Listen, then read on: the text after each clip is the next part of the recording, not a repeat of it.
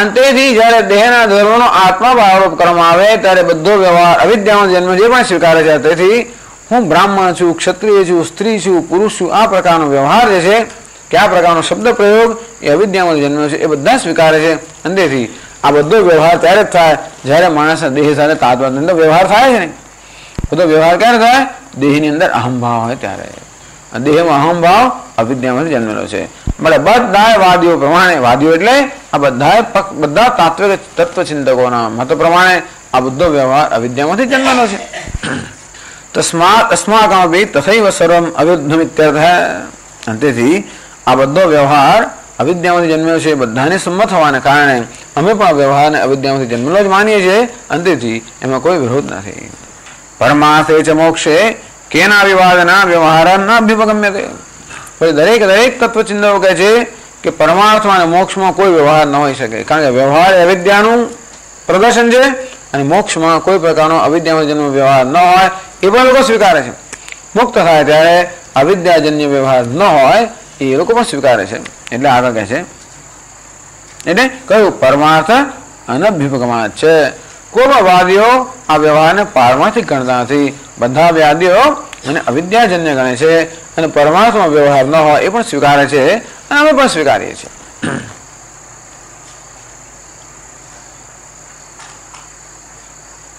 તથા ચ મોક્ષે પરેશાન વ્યવહાર સેવા ભાવાત્મ નિર્વાહક પારમાર્થિક ભેદ અભ્યુગમ વૃથા ઇત્યાહ પરમાર્થ એને કહ્યું. એટલે તમે લોકો પણ જ્યારે પરમાર્થમાં વ્યવહાર સ્વીકારતા નથી ત્યારે વ્યવહારને પારમાર્થિક ગણવાની કોઈ આવશ્યકતા નથી.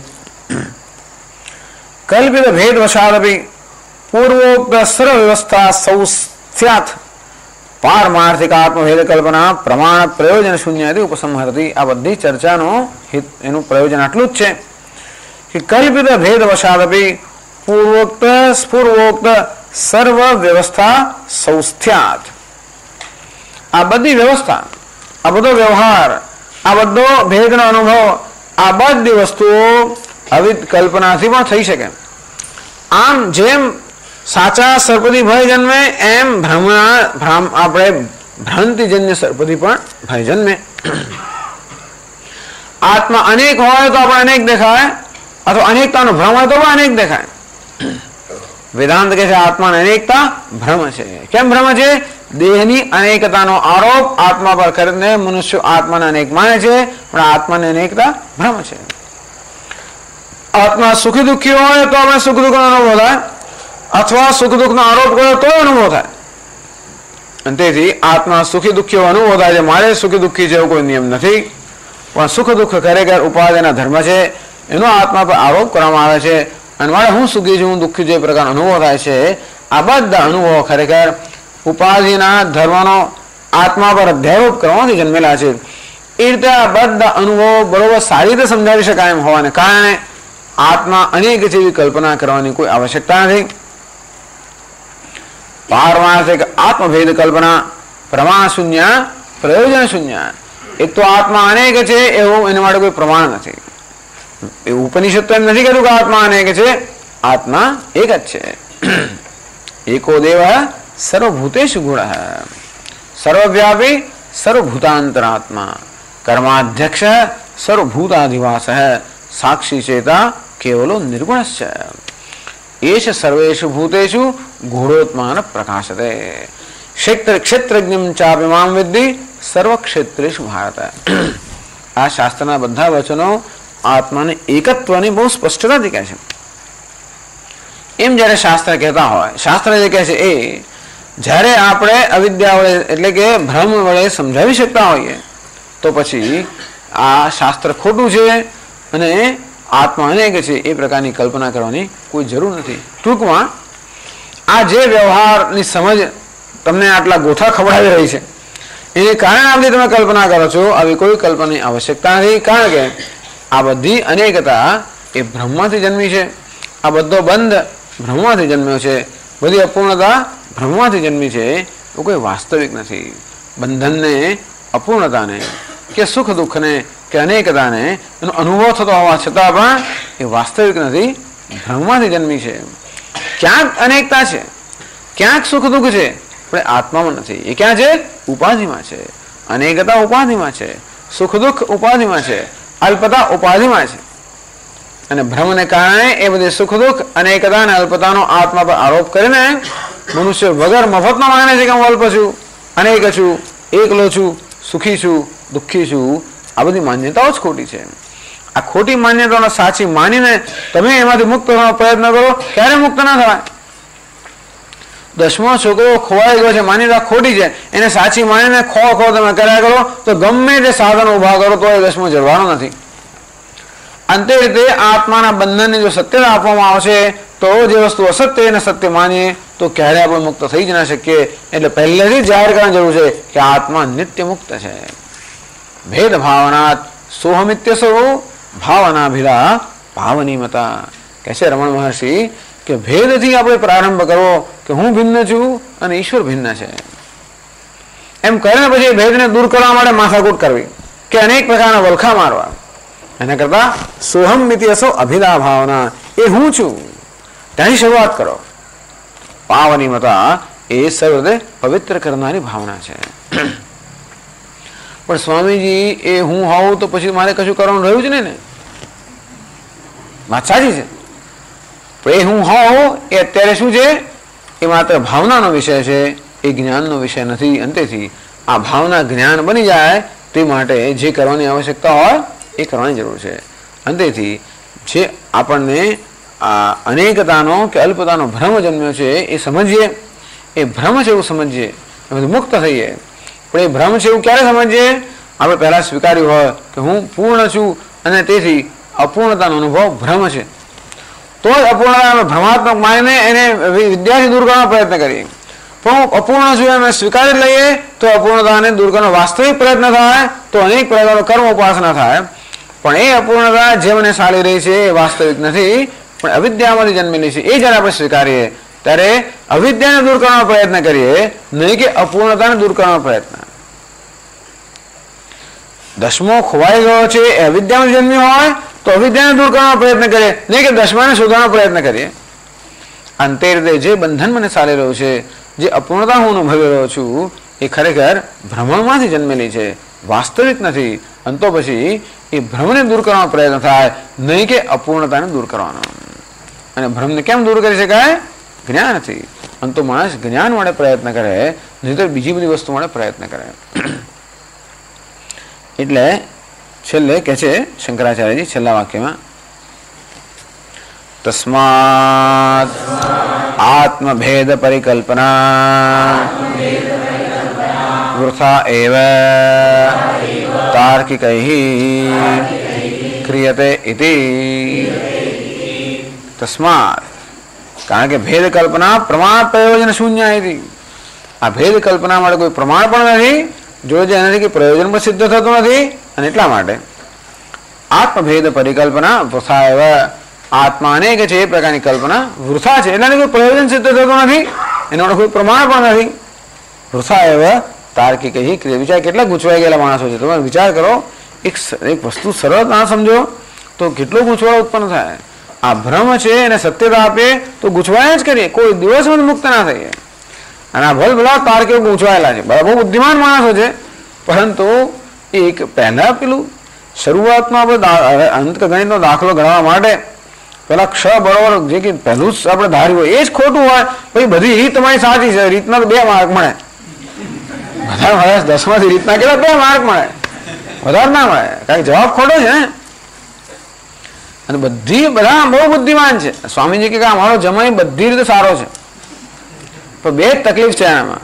એ કશું જાણતો નથી અને બીજું કશું કોઈને સ્વીકારતો નથી. કે શું છે? જાણતો નથી અને કશું સમજતો નથી. કે બાકી રહ્યું છું. આમ આવી રીતે આ બધા બુદ્ધિમાન લોકો છે, પણ તકલીફ એ છે કે હું શું છે કે ખાટલે મોટી ખોડ કે એમાં પાયો જ નથી. હા, ખાટલે મોટી ખોડ શું કે એનો પાયો જ નથી. અંતે રીતે આ બધા તાર્કિકોમાં, નૈયાયિકોમાં, વૈશ્વિક બહુ બુદ્ધિમાન માણસો છે. એકવાર એ કહે છે સ્વીકારી લે, પછી તો એમની જે એનાલિસિસ કે એમની જે વિચાર શૈલી છે એ બધી બહુ જ સૂક્ષ્મ છે. એનો આપણે ઉપયોગ કરીએ છીએ પાછા. એમણે આ રીતે વિચારથી જે અનેક બધી વસ્તુઓને શોધી છે, વિચારી છે, એનો ઉપયોગ આપણે કરીએ છીએ.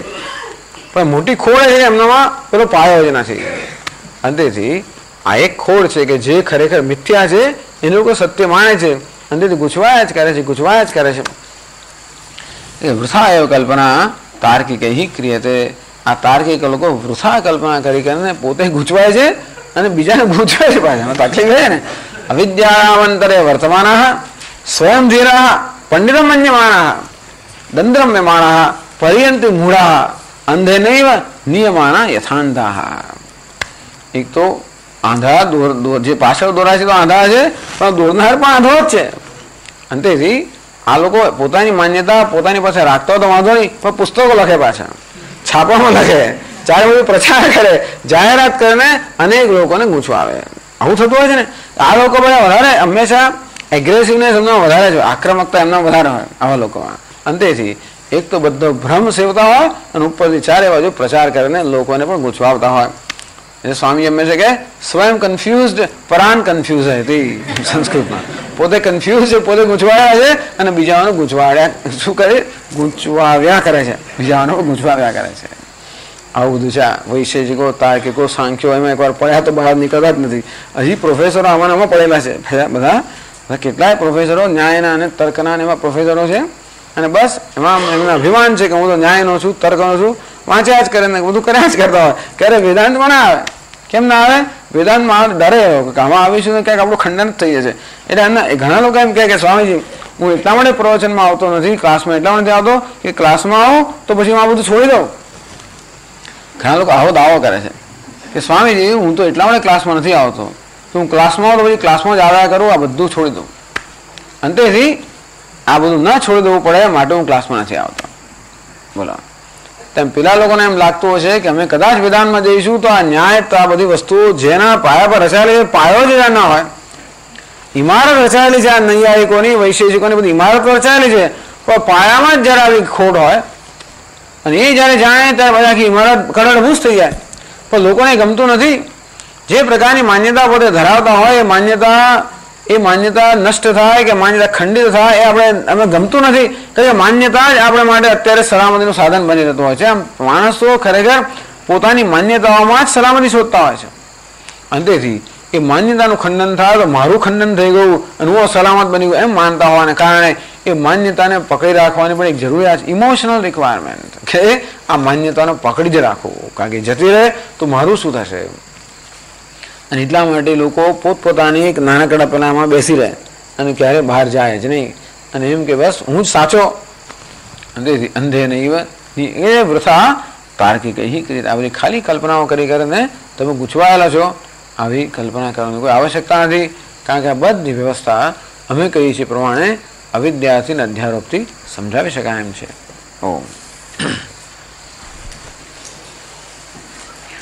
ઓમ પૂર્ણમદ પૂર્ણમિદં પૂર્ણાત પૂર્ણમુદચ્યતે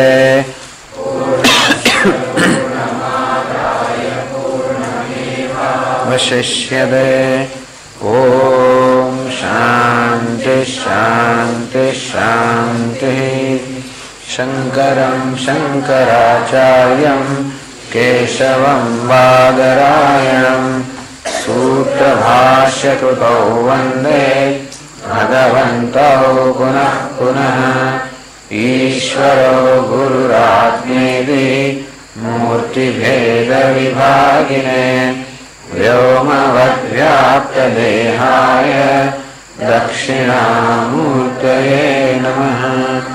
ઓમ શાંતિ શાંતિ શાંતિ. હરિ ઓમ શ્રી ગુરુભ્યો નમઃ. હરિ ઓમ.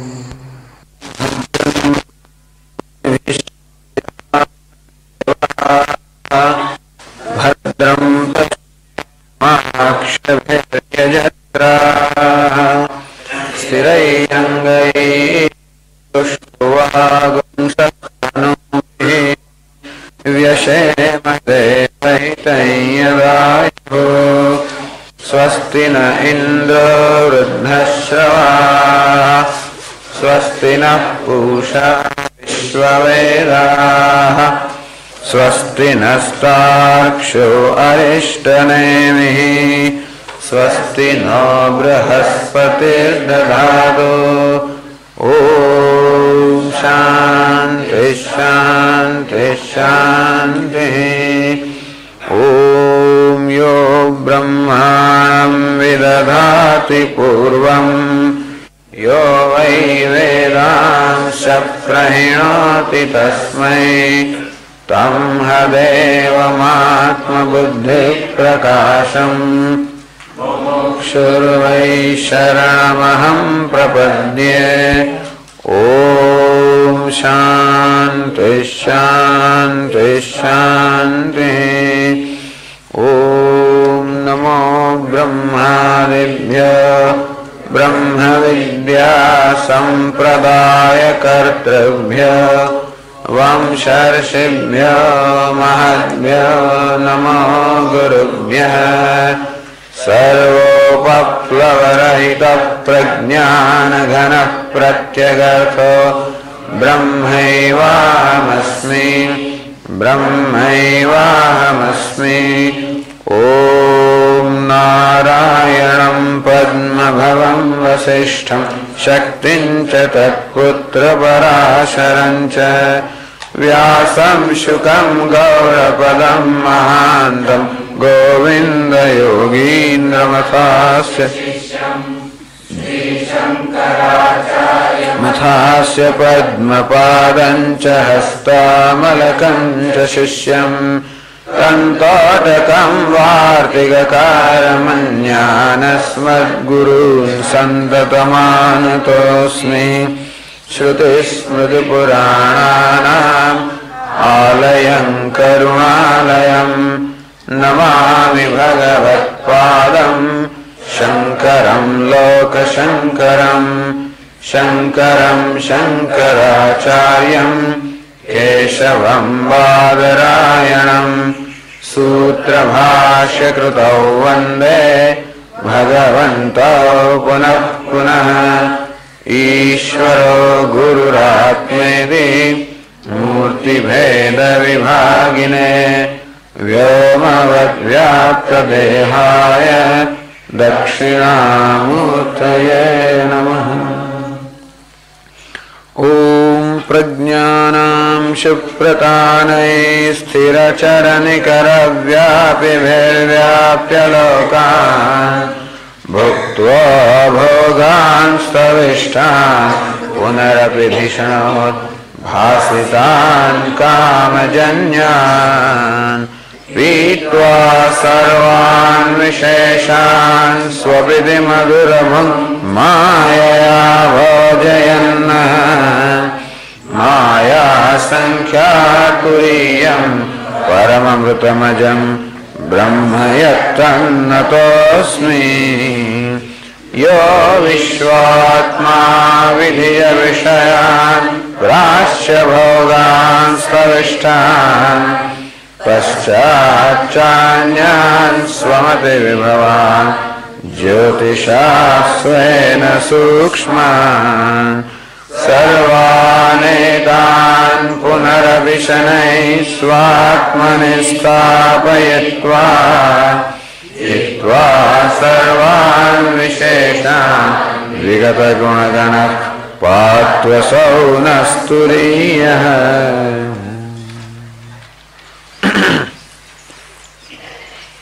आत्मा ह्याकाशवज्जीवैः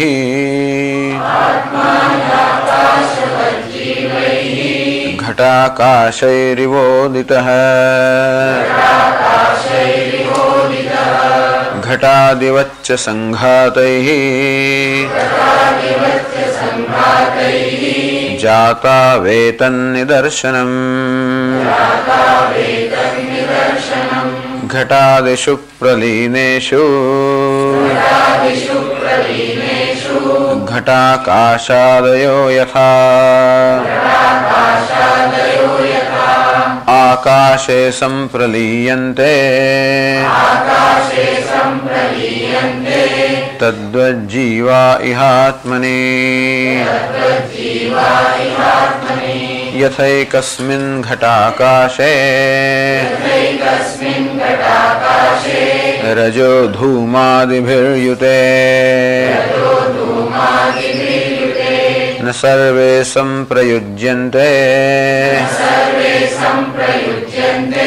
तद्वज्जीवा सुखादिभिः।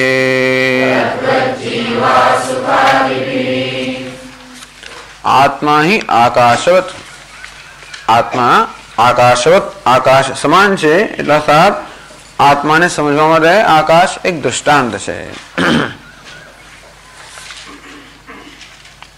आकाश क्यों है? आकाश ने जब सूक्ष्म है, निरवयव है, सर्वगत है, तस्मात् आकाशवत उक्त है। हम आत्मा ने आकाश समान कहेવામાં આવ્યો છે। आकाश जब सूक्ष्म છે, निरवयव अर्थात अवयव रहित છે, सर्वगत है, सर्वव्यापी છે। અંતરિત આત્મા સૂક્ષ્મ છે, અવયવ રહિત છે, સર્વવ્યાપી છે।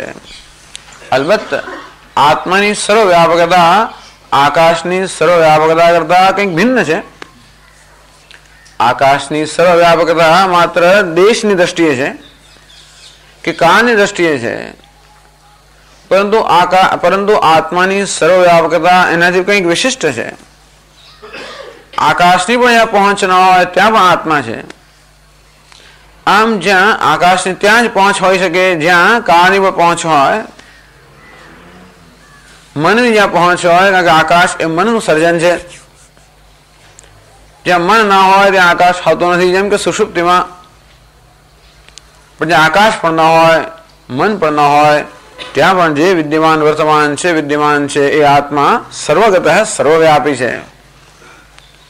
અર્થાત દેશ અને કાળ એ ખ્યાલોનો પણ જેમ ઉદ્ભવ થાય છે, દેશ અને કાળ એ ખ્યાલોનો પણ જ્યાં અધ્યારોપ થાય છે, દેશ અને કાળ એ ખ્યાલોને પણ પ્રકાશિત કરે છે, એ આત્મા દેશ અને કાળથી પર છે એ રીતે સર્વવ્યાપી છે। આત્માની સર્વવ્યાપકતાનું ચિંતન સર્વત્ર દેશમાં વ્યાપ્ત છે એ રીતે નથી કરવાનું, એમ તો છે જ, પરંતુ દેશ પણ જ્યાં ન હોય ત્યાં પણ આત્મા વ્યાપ્ત છે। અર્થાત એ દેશ અને કાળના ખ્યાલોનું પણ અધિષ્ઠાન છે, દેશ અને કાળના ખ્યાલોનો પણ પ્રકાશક છે। દેશ અને કાળના ખ્યાલોથી અને વ્યાપકતાના ખ્યાલથી પણ પર છે એ પ્રકારની વ્યાપકતા આત્માની છે। અંતેથી આકાશની વ્યાપકતા જે છે એ આત્માની વ્યાપકતાનું માત્ર સૂચન કરે છે। આકાશની વ્યાપકતા આત્માની વ્યાપકતાની તુલના ન કરી શકે, પરંતુ જેમ વેદાંત શાસ્ત્રમાં મહાવાક્યના શબ્દો એ વાચ્યાર્થથી નહીં પણ લક્ષ્યાર્થથી બોધ કરતા હોય, અંતે રીતે જે કંઈ દૃષ્ટાંતો આપણે આપવામાં આવે છે એ દૃષ્ટાંતો સીધે સીધા નહીં છતાં પણ લક્ષ્યાર્થથી આને બોધ ન કરતા હોય। આમ આકાશ આપણને વ્યાપકતાનો એક ખ્યાલ આપે છે। વ્યાપકતા એને આકાશ ને અવકાશ પ્રદાતત્વાત આકાશમ, જે સર્વને અવકાશ પ્રદાન કરે એને આકાશ કહેવામાં આવે છે। અને આકાશ કેવું સારી નરસી જે કંઈ વસ્તુઓને સર્વને અવકાશ પ્રદાન કરે છે। અંતરિત આત્મા સર્વને અવકાશ પ્રદાન કરે છે। સમોહમ સર્વભૂતેષુ ન મે દ્વેષ્યોસ્તિ ન પ્રિય। પ્રાણી માત્રમાં ચરાચરમાં જન ચેતન સર્વ સમાન ભાવે વસેલો છું, મને કોઈ પ્રિય નથી, ક્યાંય મને દ્વેષ નથી, ક્યાંય મને પક્ષપાત નથી। આમ જે સર્વને અવકાશ આપે છે, કારણ કે એટલી અવકાશ આપવા માટે હંમેશા આપણામાં વિશાળતા જોઈએ। આકાશ એટલું વિશાળ છે એ સર્વને સમાવી શકે, અને માટે જે કંઈ હોય એને સમાવવામાં એને કંઈ વાંધો નથી આવતો, કારણ કે વિશાળ છે। અવકાશ પ્રદાન કરવા માટે વિશાળતા જોઈએ। આત્માની એવી વિશાળતા છે કે સારું નરસું ધર્મ અધર્મ જે કંઈ બધાને અવકાશ પ્રદાન કરવામાં આવે છે। સર્વગત સૂક્ષ્મ નિરવયવ, એનો કોઈ અવયવ નથી, અથવા એની કોઈ મર્યાદા નથી, એનો કોઈ આકાર નથી। આકાર હોવો, મર્યાદા હોવી, વિશેષ હોવી, સપાટી હોવી, આ બધા અવયવો જ છે। માત્ર હાથ અને પગ અવયવ છે એમ જ નહીં, પરંતુ કોઈ ગુણ હોવો, કોઈ રૂપ હોવું, કોઈ વિશેષતા હોવી, કોઈ આકાર હોવો, કોઈ મર્યાદા હોવી, આ બધા પણ અવયવો છે। આત્મા કેવો છે? નિરવયવ, અર્થાત નિર્વિશેષ, સર્વવિશેષથી, સર્વધર્મથી, સર્વ મર્યાદાથી રહિત। સૂક્ષ્મ એવો સૂક્ષ્મ છે, સૂક્ષ્મ અર્થાત સૂક્ષ્મ એટલે જે ઝીણું હોય, આપણે નવી આંખે ન દેખાય। આમ સૂક્ષ્મ શબ્દ પણ એમ કહી રહ્યો છે આપણને કે આત્મા એ જ્ઞાનેન્દ્રિયોથી જોવાનો વિષય નથી, અર્થાત જે જ્ઞાનેન્દ્રિયોથી જેને દર્શન ન કરી શકાય, મનથી પણ જેનું વિષયકરણ ન થઈ શકે, કારણ કે એ જ્ઞાનેન્દ્રિયો મન બુદ્ધિ એ સર્વનો પણ પ્રકાશક અવભાષક દ્રષ્ટા હોવાને કારણે જ્ઞાનેન્દ્રિયો કે કર્મેન્દ્રિયો મન કે બુદ્ધિની પણ જ્યાં પહોંચ નથી. ન તત્ર ચક્ષુર ગચ્છતિ ન વાગ ગચ્છતિ ન મનઃ, ચક્ષુની પણ જ્યાં પહોંચ નથી, વાણીની પણ પહોંચ નથી, મનની પણ પહોંચ નથી, કારણ કે કેવું છે શ્રોત્રસ્ય શ્રોત્રમ મનસઃ મનઃ વાચો વાચમ પ્રાણસ્ય પ્રાણઃ ચક્ષુષશ્ચક્ષુ. શ્રોત્રનું પણ શ્રોત્ર અર્થાત શ્રોત્રને પણ પ્રકાશિત કરનાર, મનસઃ મનઃ મનનું પણ મન અર્થાત મનને પણ પ્રકાશિત કરનાર, વાચો વાચમ વાણીનું પણ વાણી અર્થાત વાણીને પણ પ્રકાશિત કરનાર, ચક્ષુને પણ પ્રકાશિત કરનાર. યદ વાચા અનભ્યુદિતમ યેન વાગભ્યુદ્યતે, જે વાણી વડે પ્રગટ ન કરી શકાય પણ જેને કારણે વાણી પ્રગટ થઈ રહી છે. યન મનસા ન મનુતે યેન આહુર મનોમતમ, મન વડે જેનું મન ન થઈ શકે, ચિંતન ન થઈ શકે, વિષયકરણ ન થઈ શકે, પણ જેને કારણે મન ચિંતન કરી શકે છે એને કહેવામાં છે સૂક્ષ્મ. સૂક્ષ્મ અર્થાત અતીત, સૂક્ષ્મ અર્થાત અલૌકિક, સૂક્ષ્મ અર્થાત જે ચક્ષુનો જ્ઞાનેન્દ્રિયોનો મનનો વિષય નથી, કારણ કે એમનો દ્રષ્ટા છે, એમનો પ્રકાશક છે. આવા આત્માને સમજાવવા માટે આત્મા હિ આકાશવત, આકાશ એનું નજીકમાં નજીકનું દ્રષ્ટાંત છે. જીવૈ ઘટાકાશૈ ઉદિત, જેમ આકાશ અને ઘટાકાશની જેમ ઉત્પન્ન થયેલું કહેવાય છે. આકાશ જાણે કે અનેક ઘટાકાશ રૂપે ઉત્પન્ન થયું એમ કહેવાય છે.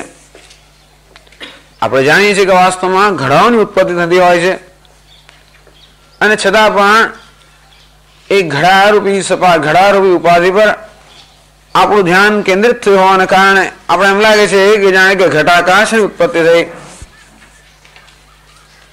આમ ઘડાની ઉત્પત્તિનો અધ્યારોપ આકાશ પર કરવામાં આવે અને પછી આપણે એવો ખ્યાલ સેવતા હોઈએ છીએ કે જાણે કે નવું ઘટાકાશ રચાયું. જીવૈ, અને એ જ રીતે આત્મા પણ અનેક જીવ રૂપે ઉત્પન્ન થતા હોય છે. વાસ્તવમાં આ ઉપાધિનું સર્જન થતું હોય છે, પરંતુ ઉપાધિની અંદર અહમ ભાવ હોવાને કારણે, ઉપાધિમાં સત્ય ભાવ હોવાને કારણે આપણને એવું ભ્રમ થાય છે કે જાણે આત્માનું અનેક જીવ રૂપે સર્જન ન થયું હોય. ઘટાદિ વચ્ચે સંઘાતૈ, તો કઈ એમ પ્રશ્ન થાય કે શું આકાશ અને ઘડાઓ એ બે ભિન્ન ભિન્ન તત્વો છે? તો કે નહીં, જેને ઘડો કહીએ છીએ પણ આકાશનું જ રૂપાંતર છે. આકાશ જ વાયુ, અગ્નિ, જળ, પૃથ્વી એવા ક્રમથી એનું જ ઘડામાં રૂપાંતર થયું છે. અને તેથી આકાશને મર્યાદિત કરનારી જે ઉપાધિ છે એ વાસ્તવમાં આકાશનું જ રૂપાંતર છે, અને તેથી આકાશ તેમને કંઈ નથી. એમ અદ્વિતીયત્વ માટે પણ એક આકાશ એ દ્રષ્ટાંત રૂપ છે. કેવી રીતે મહાકાશ, ઘટાકાશ અને ઘડાઓ એ સર્વમાં કોઈ ભેદ નથી, કારણ કે એ બધા એક જ તત્વના ભિન્ન ભિન્ન આભાસ છે. આ રીતે અદ્વિતીયત્વનું નિર્દેશન કરવા માટે પણ આકાશ એક સુંદર દ્રષ્ટાંત છે. અને તે રીતે આ ઉપાધિ જે જાણે કે આત્માને સીમિત કરે છે, આત્માને પરિચ્છિન્ન બનાવે છે, એ ઉપાધિ શું આત્મા કરતા ભિન્ન છે? તો કે નહીં, એ ઉપાધિ પણ વાસ્તવમાં આત્માનો જ આભાસ છે. આત્મા જ આ ઉપાધિ રૂપે અભિવ્યક્ત થતો હોય છે. આકાશ જેમ ઘડા રૂપે, વૃક્ષ રૂપે, આ સર્વ પદાર્થો રૂપે અભિવ્યક્ત થતું હોય છે, અને તે રીતે આત્મા જ દેહ મન બુદ્ધિ રૂપી ઉપાધિ રૂપે અભિવ્યક્ત થતા હોય છે. અને એ ઉપાધિમાં અહમ ભાવ હોવાને કારણે એ જ જાણે કે અનેક જીવ રૂપે ઉત્પન્ન થતા હોય છે. જાતો એતત નિદર્શનમ, જન્મની પ્રક્રિયા સમજવા માટે આ નિદર્શન, આ એક દૃષ્ટાંત છે. પ્રતિજ્ઞા કરી યથા ન જાયતે કિંચિત જાયમાનમ સમંતતઃ, સર્વ રીતે જન્મ થતો હોવા છતાં પણ કેમ કશાનો જન્મ થતો નથી એ હવે અમે સમજાવશું અથવા એનું વિવેચન કરશું. સમંતતઃ, જે સર્વ રીતે પૂર્ણ છે એવું પરમ બ્રહ્મ, જાયમાનમ, જન્મ તો હોય એમ જણાતો હોવા છતાં પણ યથા ન જાય કિંચિત વાસ્તવમાં જરી કોઈ પણ રીતે જન્મતું નથી. એ કેમ એ પણ અમે સમજાવશું. અંતેથી જન્મનો આભાસ થતો હોવા છતાં પણ વાસ્તવમાં જન્મ નથી એ સમજાવવા માટે પણ આકાશ દૃષ્ટાંત છે. જાતો એતત નિદર્શનમ. જે લોકો એવો આગ્રહ ધરાવતા હોય કે નહીં જન્મ થાય છે અને માટે અમારે જન્મની પ્રક્રિયા સમજવી જ છે, એમના માટે આ દૃષ્ટાંત છે. માત્ર જન્મ થતો હોય ત્યારે જ આ ઘટાકાશ આકાશથી અભિન્ન હોય છે, કે જન્મ થતો હોય ત્યારે આ જીવો પરમાત્મા અભિન્ન હોય છે એવું નહીં, પરંતુ લય થતો હોય ત્યારે પણ ઘટાકાશ આકાશથી અભિન્ન હોય છે, અથવા ક્ષેત્રજ્ઞ જીવ એક પરમાત્માથી અભિન્ન હોય છે. ઘટાદિષુ પ્રલીનેષુ ઘટાકાશાદયો યથા આકાશે સંપ્રલીયન્તે તદ્વત જીવા યહાત્મનિ. ઘટાદિષુ પ્રલીનેષુ, આમ ઘટ અને બીજા બધા પાત્રો પ્રલીનેષુ એ જ્યારે નષ્ટ થઈ જાય. ઘટાકાશાદયો યથા આકાશે સંપ્રલીયન્તે, જેમ ઘટાકાશ મઠાકાશ, આમ ઘટ પટ મઠ આ બધી ઉપાધિનો જ્યારે લય થઈ જાય ત્યારે જેમ ઘટાકાશ પટાકાશ મઠાકાશ આવી વસ્તુ પણ મહાકાશમાં વિલીન થઈ જાય છે. અને આપણને એમ લાગે કે ઘટાકાશ અને મહાકાશમાં વિલીન થઈ ગયું. વાસ્તવમાં ઘટાકાશ ક્યારેય મહાકાશથી ભિન્ન હતું જ નહીં. અંતેથી ઘટાકાશની ઉત્પત્તિ થઈ હોય તો લય થવાનો પ્રશ્ન ઉપસ્થિત થાય, પરંતુ જેમ ઘટાકાશ ઉત્પન્ન થયું એ પ્રકારનો ભ્રમ થાય છે, એમ ઘટાકાશ મહાકાશમાં વિલીન થયું એ પણ એક ભ્રમ જ છે. અથવા તો અજ્ઞાનને કારણે એમ જણાય છે આ ઘટાકાશ મહાકાશમાં બે રીતે લીન થઈ શકે. ક્યાં તો ઘટરૂપી ઉપાધિ નષ્ટ થઈ જવાને કારણે ઘટાકાશ મહાકાશમાં જાણે કે વિલીન થઈ જાય, અથવા ઘટરૂપી ઉપાધિ એ વાસ્તવમાં આકાશમાં કોઈ વિભાગ કરતું નથી એ પ્રકારના જ્ઞાનથી પણ ઘટાકાશ મહાકાશમાં વિલીન થઈ જાય. કે જ્યારે આ ઘટાકાશ મહાકાશથી ભિન્ન જણાય છે ત્યારે પણ વાસ્તવમાં ભિન્ન નથી, અને ઘટાકાશનું એ જ તત્વ છે જે મહાકાશનું તત્વ છે, અને એ જ્ઞાનથી પણ ઘટાકાશ મહાકાશમાં લીન થઈ જાય. આ સારી જ્ઞાનથી કે ઘટાકાશનું જે તત્વ છે એ જ મહાન આકાશનું તત્વ છે. અંદરથી ઘટાકાશ અને મહાકાશ એ કોઈ બે ભિન્ન ભિન્ન હસ્તીઓ નથી, એ જ્ઞાનથી પણ, અને એ જ્ઞાનથી જ ખરેખર ઘટાકાશ વાસ્તવિક રીતે મહાકાશમાં લીન થઈ જાય. તદ્વત જીવાહ ઇહાત્મની, તદ્વત એ રીતે આ જીવો પણ અહીં આત્મામાં લીન થઈ જાય.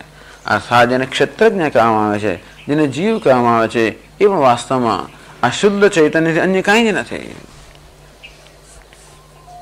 બાલ્યાદિષ્વપી જાગ્રતાદિષુ તથા સર્વાસ્વસ્થાસ્વપી વ્યાવૃત્તા સ્વનુવર્તમાનમહમિત્યંત સ્ફુરંતમ સદા. આમ જાગ્રત સ્વપ્ન સુષુપ્તિ સર્વ અવસ્થાઓમાં,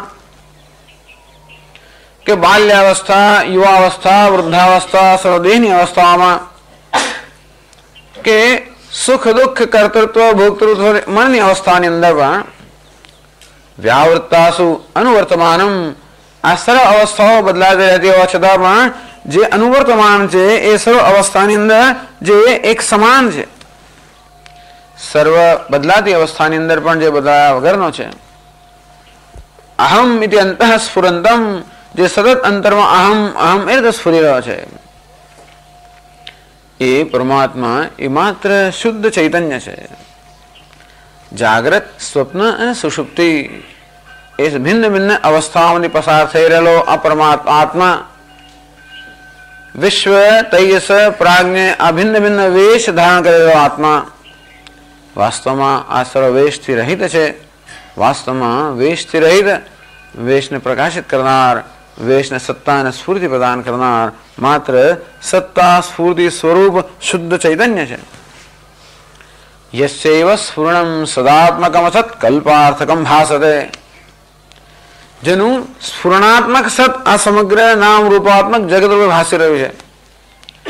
પરંતુ એમ ભાસી રહ્યું હોવા છતાં પણ જેના સ્ફુરણાત્મક અસ્તિત્વમાં કોઈ પ્રકારનો વિકાર થતો નથી એવું આત્મા નિર્વિકાર છે. આ પ્રકારના જ્ઞાનથી પણ આ જીવ ઈશ્વરમાં પરમાત્મામાં લીન થઈ જાય છે. અર્થાત આ જીવ અને પરમાત્માના ઐક્યના જ્ઞાન એ જ સાચો લાય છે. તદ્વત જીવા ઇહાત્મની, અંતે રીતે જ આ જીવો પણ અહીં આત્મામાં લીન થઈ જાય છે. यथैकस्मिन् घटाकाशे रजो धूमादिभिर्युते न सर्वे संप्रयुज्यन्ते तद्वत् जीवाः सुखादिभिः।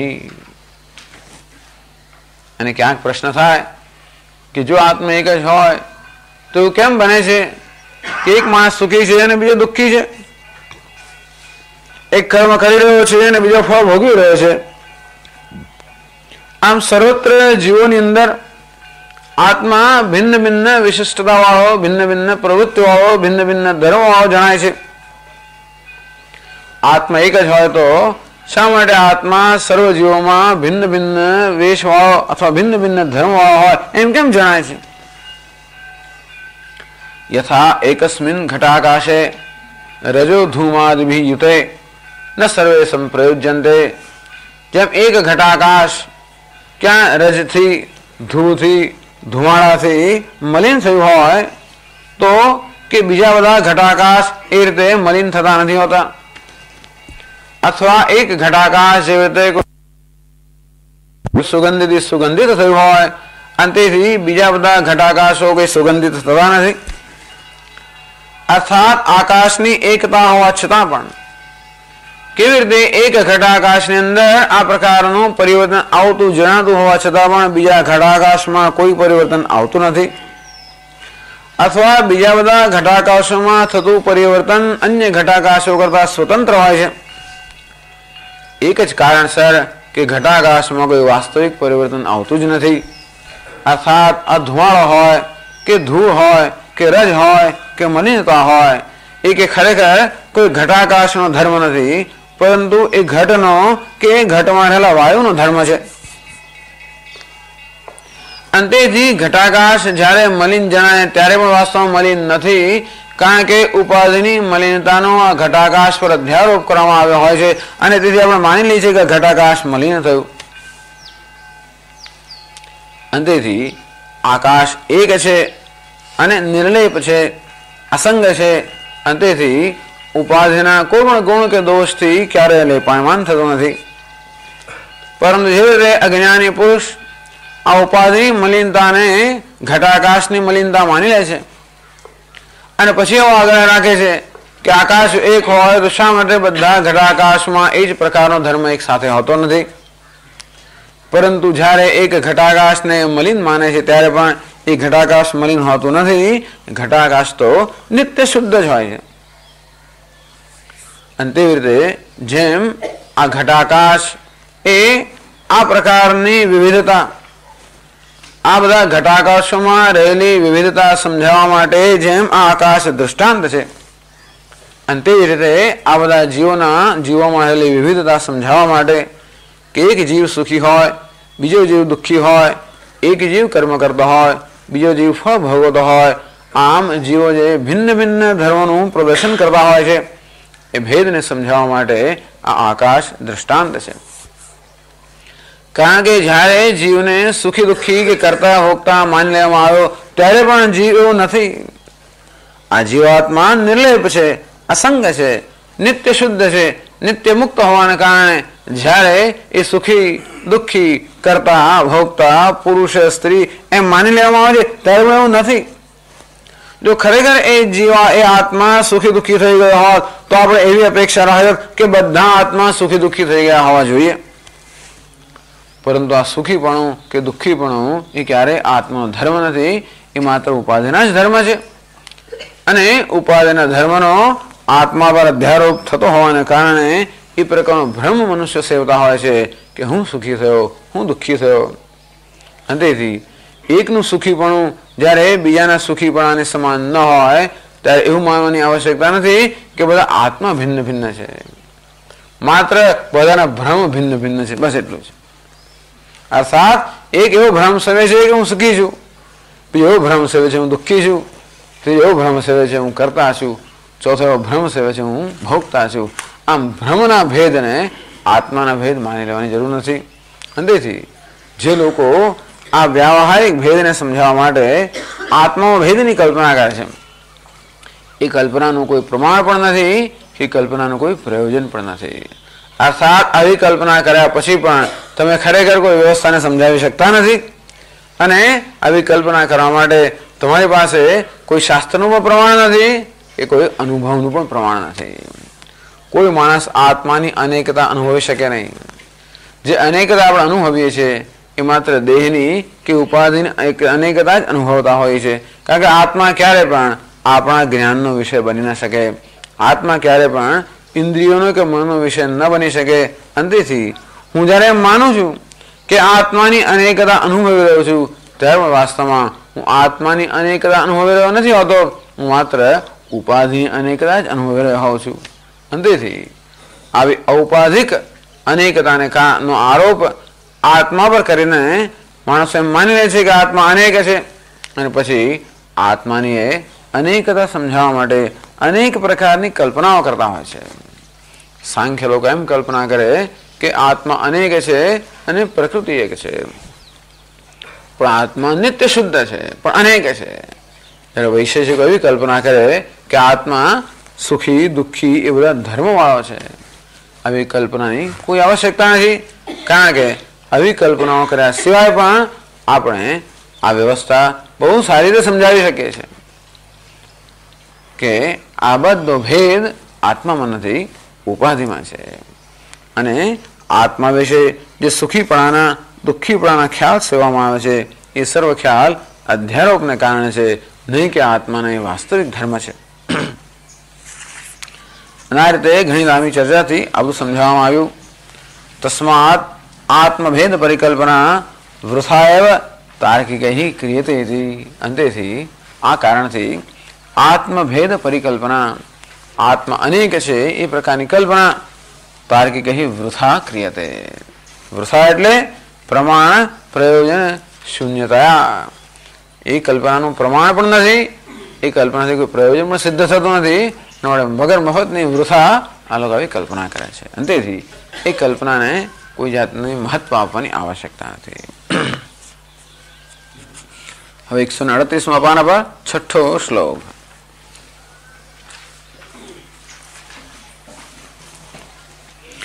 અદ્વૈતસ્ય શ્રુત્યાદિ વિરોધ ભાવે અનુમાન વિરોધમાશંક્ય.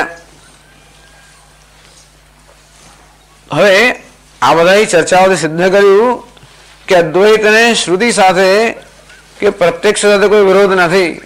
શ્રુતિ સાથે વિરોધ નથી, અર્થાત શાસ્ત્રો અદ્વૈતનો વિરોધ કરતા નથી, શાસ્ત્રો અદ્વૈતનું પ્રતિપાદન કરે છે. ત્યારે કોઈ કહે છે નહીં નહીં, ભલે કદાચ આ અદ્વૈત જે છે, અદ્વૈત સિદ્ધાંત કદાચ શાસ્ત્રના પ્રતિપાદનથી વિરુદ્ધ ન હોય, પરંતુ અનુભવથી અનુમાનથી તો વિરુદ્ધ છે જ. અનુમાન કેવું છે? તથા ચ વિમતા જીવા તત્વો ભિદ્યંતે ભિન્નાત્મકત્વાત ભિન્ન કાર્યકરત્વાત ભિન્ન રૂપત્વાત ઘટપટાદિવત ઇતિ અનુમાનમ. કે બધા જીવો પરસ્પર ભિન્ન છે. કેમ? ભિન્ન નામકત્વાત, બધા નામ જુદા જુદા છે. દેવદત્ત, યજ્ઞદત્ત, વિષ્ણુદત્ત નામ જુદા હોવાને કારણે બધા લોકો જુદા હોવા જોઈએ. ભિન્ન કાર્યકરત્વાદ, એક રસોઈયો છે, એક ડ્રાઈવર છે, એક જાત જાતના છે બધા. અંતેથી બધાના કાર્ય પણ જુદા જુદા છે.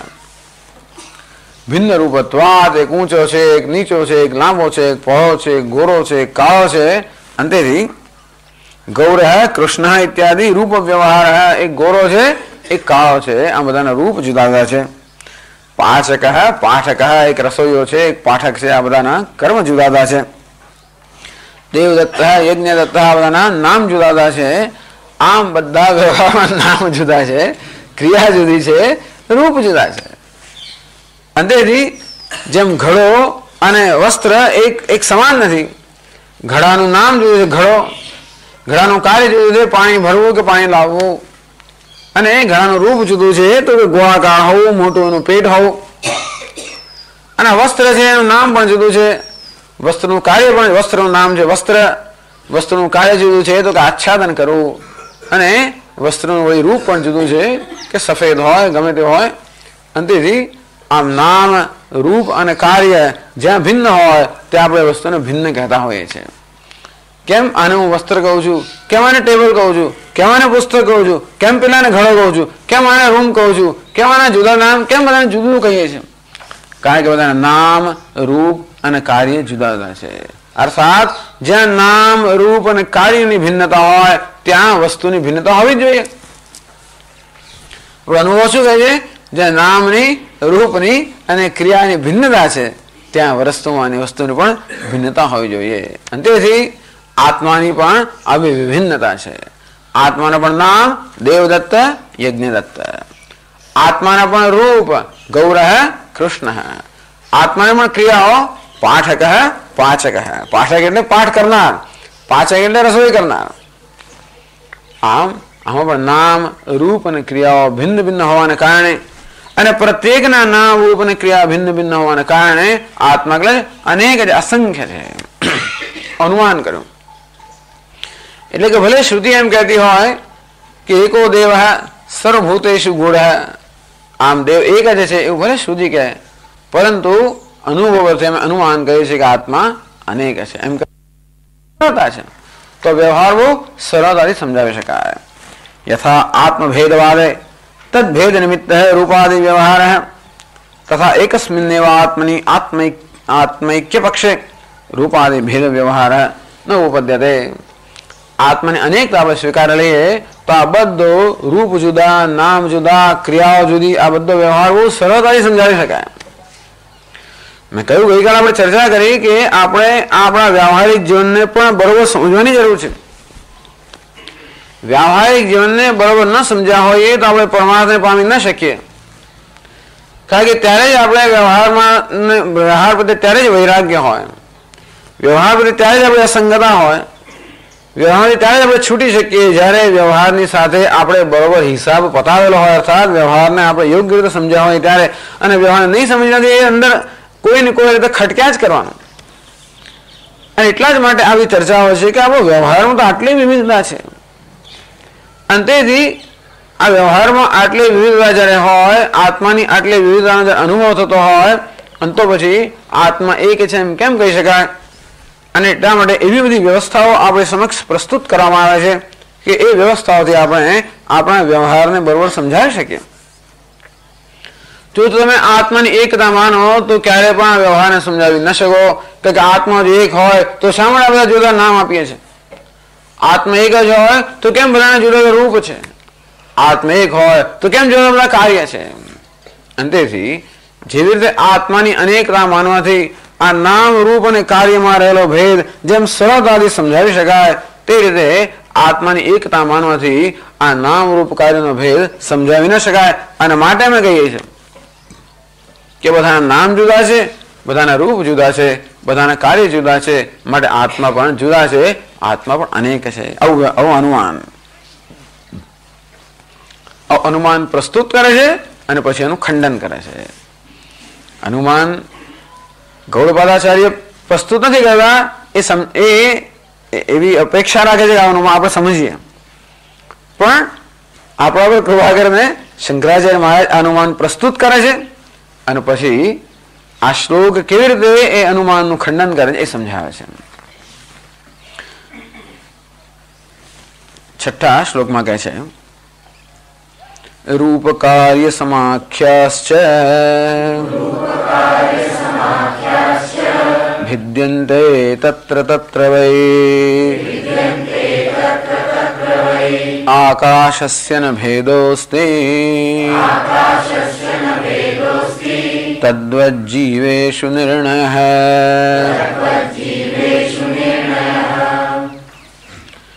રૂપ કાર્ય સમાખ્યાશ્ચ.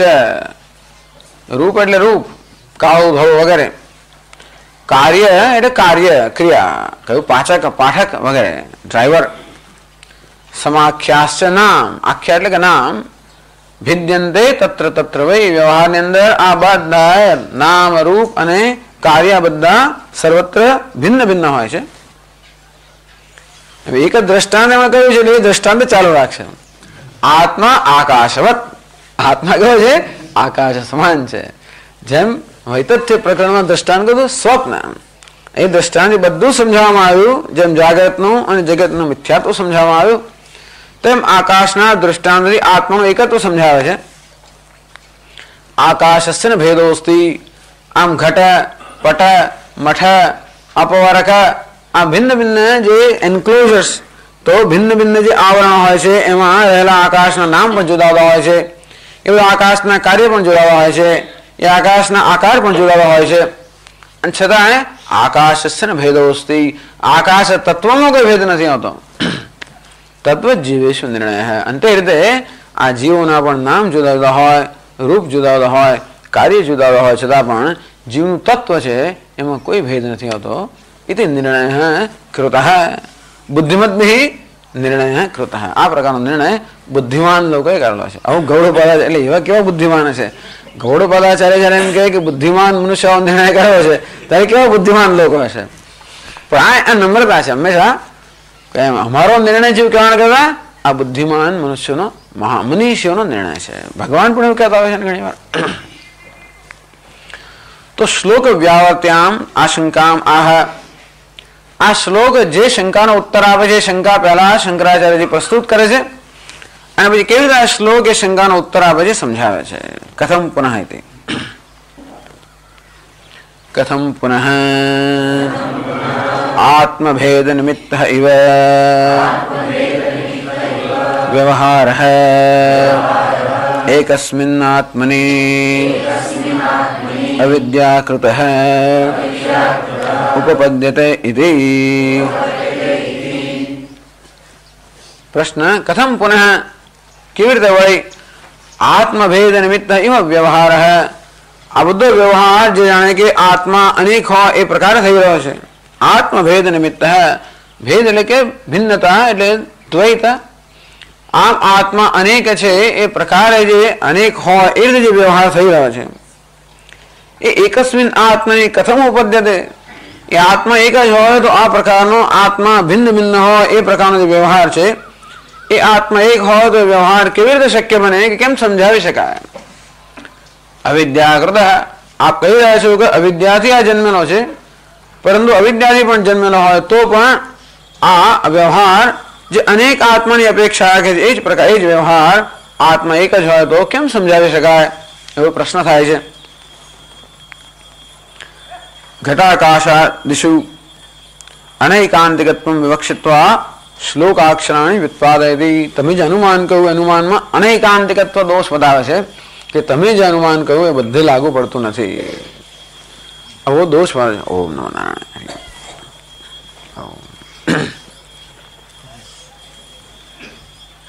અપવાદ બતાવે છે. તમે જે વસ્તુ કહો છો એનું ક્યાંક અપવાદ બતાવ્યું છે. અનુમાન પછી અનુમાન ખંડિત થઈ જાય.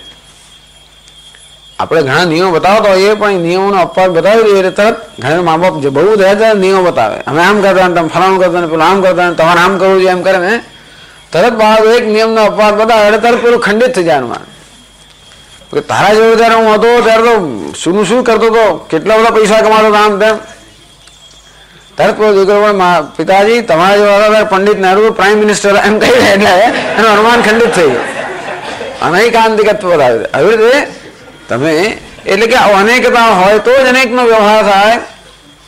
એટલે વ્યવહારિક અનેકતા હોય અને તેથી તત્વની પણ અનેકતા હોવી જોઈએ એવું જે તમે અનુમાન કર્યું એ અનુમાન એક અપવાદ આપણે બતાવી દઈએ કે વ્યવહારની અનેકતા હોવા છતાં પણ તત્વની અનેકતા નથી એવું એક દ્રષ્ટાંત આપીએ એટલે અનુમાન ખંડિત થઈ ગયું. એને કહેવાય અનુમાનની અનૈકાંતિકતા. અર્થાત તમે જે હેતુ છે એ હેતુ એવું નથી કે બધે જ લાગુ પડતા હોય.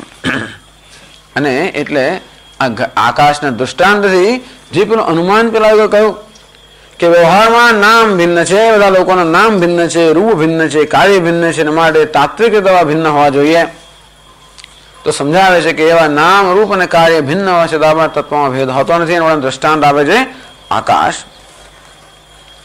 એટલે શંકરાચાર્ય કહે છે ઉચ્ચતે ઉચ્ચતે યથા ઇહ आकाशे एकस्मिन् घट करक अपवर्कादि आकाशानाम् अल्पत्व महत्वादि रूपाणि भिद्यन्ते तथा कार्यम् उदक आहरण धारण शयनादि समाख्याश्च घटाकाश करकाकाशः इत्याद्याः तत्कृताश्च भिन्नाः दृश्यन्ते तत्र तत्र वै व्यवहार विषये इत्यर्थः। उच्यते तमे शंका करी अर्थात तमे शंका करी कि आत्मा अनेक होवा જોઈએ તો એનો ઉત્તર આ રીતે આપવામાં આવે છે। ઉચ્યતે यथा જે રીતે ઇહ એટલે કે વ્યવહારમાં આકાશે એકસ્મિન આકાશે આકાશ એક છે નિર્ણય થઈ ગયેલો છે એ દ્રષ્ટાંત છે। દ્રષ્ટાંત કેવું છે ઉભય સંમત હોવું જોઈએ। આકાશ એક છે એમાં આ વાદીઓને પણ કોઈ પ્રકારની મુશ્કેલી નથી સ્વીકારવામાં।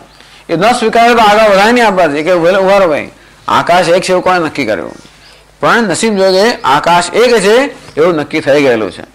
અને એ બધા લોકો આકાશની એકતા સ્વીકાર ન સ્વીકારે તો પછી આપણે ગમે તેટલી ચર્ચા પંડિતાઈ બતાવે પણ ન ચાલે કે હું નથી સ્વીકારતો।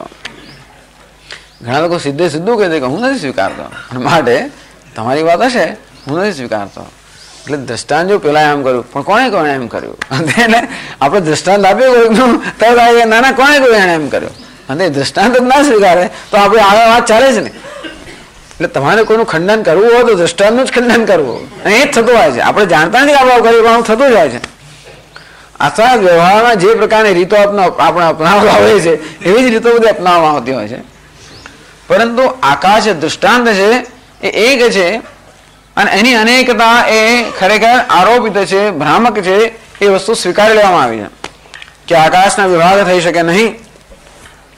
આકાશ અને ઘટાકાશ રૂપે જન્મતું જણાતો હોવા છતાં વાસ્તવમાં આકાશમાં કોઈ જન્મ નથી અને આકાશમાંથી જ આ બધી ઉપાધિનું સર્જન થતું આ બધું પરસ્પર ઉભય સંમત છે। ઉભયવાદી સંમતમ બંનેને સંમત હોવાને કારણે એ દ્રષ્ટાંતને આપણે વારંવાર આગળ આવતા હોય છે। નહીતર એ સંમતિ ન હોત તો આપણે એને દ્રષ્ટાંત તરીકે ન વાપરી શકતા હોત। એને કહે છે આકાશ યથા એકસ્મિન આકાશે એક આકાશની અંદર ઘટ કરક કરક એટલે કમંડલુ અપવર્ક એટલે કે મઠ એક ઘટ છે ઘડો ઘડાની અંદર એક આકાશ રહ્યો છે। એક બીજું છે કમંડલુ અથવા તો પાત્ર જપાત્ર એનું એક આકાશ છે અવકાશ છે। એક અપવર્ક અપવર્ક એટલે એક હોલ કે રૂમ કે મઠ તો એક હોલની અંદર કે રૂમની અંદર અવકાશ છે। આ બધા અવકાશ છે એ બધાના આકાશાનામ અલ્પત્વ મહત્વાદ રૂપાણી ભિદ્યંતે એમના રૂપ કે આકાર ભિન્ન ભિન્ન છે।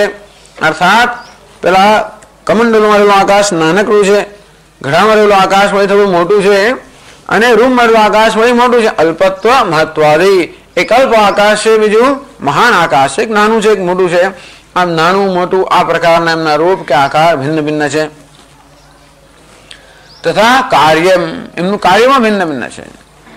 ઉદક આહરણ ઘડાથી આપણે શું કરીએ જળને લાવીએ।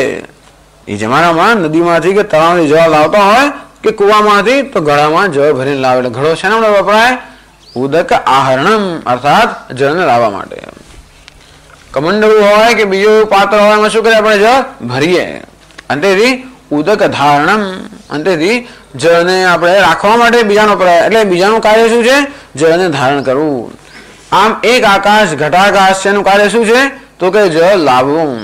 પછી બીજો આકાશ છે કયું તો કે કરક આકાશ એનું કાર્ય શું છે જળને ધારણ કરવું। ત્રીજું અપવર્ક આકાશ અપવર્ક એટલે કે રૂમ કે હોલ એનું આકાશનું કાર્ય શું છે શયનાદિ એ કાર્ય છે શયન વગેરે માટે ઉપયોગી હોય કે ઘડામાં શયન ના થાય કે પેલામાં પાણી ના ભરાય। એમ દરેકનું નામ દરેકનો આકાર દરેકનું કાર્ય જુદું હોય છે। સમાખ્યાસ સમાખ્યા એટલે નામ બધા નામ પણ જુદા છે। ઘટાકાશ એકને આપણે ઘટાકાશ કહીએ એકને કરક આકાશ કહીએ એકને અપવર્ક આકાશ કહીએ એકને બેડરૂમ કહીએ એકને લિવિંગ રૂમ કહીએ એકને ફેમિલી રૂમ કહીએ એકને પ્લે રૂમ કહીએ। જાત જાતના રૂમ હોય પછી કેટલા બધા કોઈ ઘર તમને બતાવવા લઈ જાય ત્યારે કયો રૂમ સમજ ના પડે જલ્દી સમજે આ અમારો લિવિંગ રૂમ આ ફેમિલી રૂમ આ સ્પોર્ટ્સ રૂમ આ ગેમ રૂમ આ ફલા રૂમ કેટલા રૂમ હજી બેડરૂમ આવતા આવતા તો કેટલાય રૂમો બધા અંદર હોય। આ બેડરૂમ આ છે રૂમ તો આ તો બાથરૂમ એનો બાથ વાળો આ કયો રૂમ તો આપણે બીજો રૂમ, આ કયો તો કે વોર્ડરોબ, રૂમ બાથરૂમમાં રૂમમાં હોય, રૂમમાં પાછા હોય. બેડરૂમ ની અંદર પણ મોટું મોટું વિસ્તારો દેખાય. આ છે ને મળે તો કે આ છે અમારો વેનિટી રૂમ. વેનિટી એટલે આમ, હા, એટલે જાત જાતના રૂમો. આમ દરેક રૂમમાં નામ જુદું હોય, બધાનો આકાર જુદો હોય, બધાની ક્રિયાઓ પણ જુદી હોય. અંતેથી હવે એ તો ઘટાકાશ અને કરકાકાશ ને એવા નામ આપે. અત્યારે આપણે નામ આપતા હોય નામ આપીએ. ઇત્યાદ્યા સમાખ્યાશ્ચ તત્કૃતાશ્ચ ભિન્નાઃ દૃશ્યન્તે. સમાખ્યાશ્ચ, આ બધી સમાખ્યા નામ પણ ભિન્ન ભિન્ન હોય. આમ તત્કૃતાશ્ચ ભિન્નાઃ દૃશ્યન્તે. તત્શબ્દને વિકલ્પિતો ઘટાકાશ વેદો ગૃહ્યતે. આ બધા નામ કોને કારણે છે? આપણે ઘટાકાશ નામ આપીએ, ઘડાને કારણે આપ્યું, આકાશને કારણે નહીં. કરક આકાશ નામ કોને કારણે આપ્યું? કરકને કારણે આપ્યું, આકાશને કારણે નહીં. અંતે જળને ધારણ કરવું, જળનું લાવવું અથવા શયન કરવું એ આકાશને કારણે નથી, પરંતુ ઉપાધિને કારણે આવવાનું. આમ રૂપ, કાર્ય અને નામ બધા ઘટાકાશને હવે આકાશને આપવામાં આવે, પણ કોને કારણે આપવામાં આવે? ઉપાધિને કારણે. તત્કૃતાશ્ચ ભિન્નાઃ દૃશ્યન્તે. રૂપ કાર્ય સમાખ્યાશ્ચ. આમ રૂપ કાર્ય સમાખ્યા બધું જ આ કોને કારણે છે? ઉપાધિને કારણે છે. આ રૂપ કોનું છે? ઉપાધિનું. કાર્ય પણ કોનું છે? ઉપાધિનું. નામ પણ કોનું છે? ઉપાધિનું છે. અને છતાં પણ એ બધા આકાશ પર આરોપિત કરવામાં આવે છે. તેથી જાણે કે આકાશનું નામ ઘટાકાશ, એમ કે ઘટાકાશ, કરકાકાશ, મઠાકાશ, અને તેમ ભિન્ન ભિન્ન રૂપ, ભિન્ન ભિન્ન કાર્ય, ભિન્ન ભિન્ન નામ, ઉપાધિને કારણે આકાશ પર આ બધી વસ્તુઓના નામ રૂપ કાર્ય થાય છે. તત્ર તત્ર વૈ, ત્યાં ત્યાં અર્થાત વ્યવહાર વિષય, એ ભિન્ન ભિન્ન વ્યવહારના વિષયમાં આ પ્રકારે ભિન્ન ભિન્ન નામ રૂપ અને કાર્ય જાણે કે આકાશ ના હોય એમ કહેવામાં આવે છે. તત્કૃતાશ્ચ ભિન્નાઃ દૃશ્યન્તે. તત્કૃતઃ એવ ભિન્ના દૃશ્યન્તે. ઘટાકાશાદીનામ ઉક્ત હેતુત્વેપી વિપક્ષત્વભાવે કથમ અનેકાંતિકત્વમ. ચાલો ભાઈ, આ ઘટાકાશ, મઠાકાશ વગેરે નામ ઉપાધિને કારણે પડ્યા, આકાશને કારણે ન પડ્યા, એ સમજી શક્યા અમે, સમજી લઈએ, સ્વીકારી લઈએ. અને છતાં પણ જયારે વિરોધનો ભાવ ન હોય ત્યારે પછી તમારું અનુમાન દૂષિત છે એમ તમે શા બધી કહો છો? એટલે કહે છે ભાષ્યકાર, સર્વોયમ આકાશે રૂપાદિ ભેદ કૃતો વ્યવહાર ન પરમાર્થ એવ પરમાર્થતસ્તુ આકાશસ્ય ન ભેદોસ્તિ ન ચ આકાશ ભેદ નિમિત્તો વ્યવહાર અસ્તિ અંતરેણ પરોપાધિકૃતમ દ્વારમ. સર્વોયમ આકાશે રૂપાદિ ભેદ કૃતો વ્યવહાર ન પરમાર્થ એવ. તેથી આ બધો વ્યવહાર જે છે કયો ઘટે અને જલમ આહાર. વ્યવહાર એટલે શબ્દ પ્રયોગ. વ્યવહારનો અર્થ થાય છે શબ્દ પ્રયોગ કરીએ છીએ. આમ વ્યવહાર વિષય જલે ઘટે ને જલમ આહાર. આમ ઘડો હતા કે ઘડાથી જળ લઈ આવો, કર કે જલમ ધાર કે આ કમંડલોમાં જળ રાખ, મઠે શેશ્વ કે રૂમમાં સુઈ જા. આમ આવો વ્યવહારનો વિષય બને છે આકાશ. આમ વ્યવહારનો બધો ભેદ છે એ ન પરમાર્થ એવ. આકાશે રૂપાધિકૃતો વ્યવહાર ન પરમાર્થ. આ બધો ઉપાધિકૃત વ્યવહાર છે. આ પારમાર્થિક આકાશને કારણે થયેલો વ્યવહાર નથી, ઉપાધિને કારણે થયેલો વ્યવહાર છે. પરમાર્થ વસ્તુ આકાશસ્ય ન ભેદોસ્તિ. પરમાર્થમાં, વાસ્તવિકતામાં આકાશમાં કોઈ પ્રકારનો ભેદ નથી. ન છે આકાશ ભેદ નિમિત્તો વ્યવહાર અસ્તિ. આ બધો વ્યવહાર જે છે આકાશમાં, આકાશ ભિન્ન ભિન્ન છે માટે આ બધો ભિન્ન ભિન્ન વ્યવહાર છે એવું નથી. અર્થાત એક આકાશ ઘડાના રૂપનું છે, બીજું આકાશ બીજા રૂપનું છે, અને માટે આ બધો વ્યવહાર થાય એવું નથી. પરોપાધિ અંતરેણ પરોપાધિકૃતમ દ્વારમ. પરોપાધિ એટલે ઘટ કરક વગેરે. આમ ઘટ કરક મઠ આ બધી ઉપાધિ ન હોત તો આ પ્રકારનો વ્યવહાર ન થયો હોત. માત્ર આકાશને કારણે વ્યવહાર થતો નથી, પરંતુ આ વ્યવહારનું કારણ કયું છે? ઉપાધિ છે. કઈ ઉપાધિ?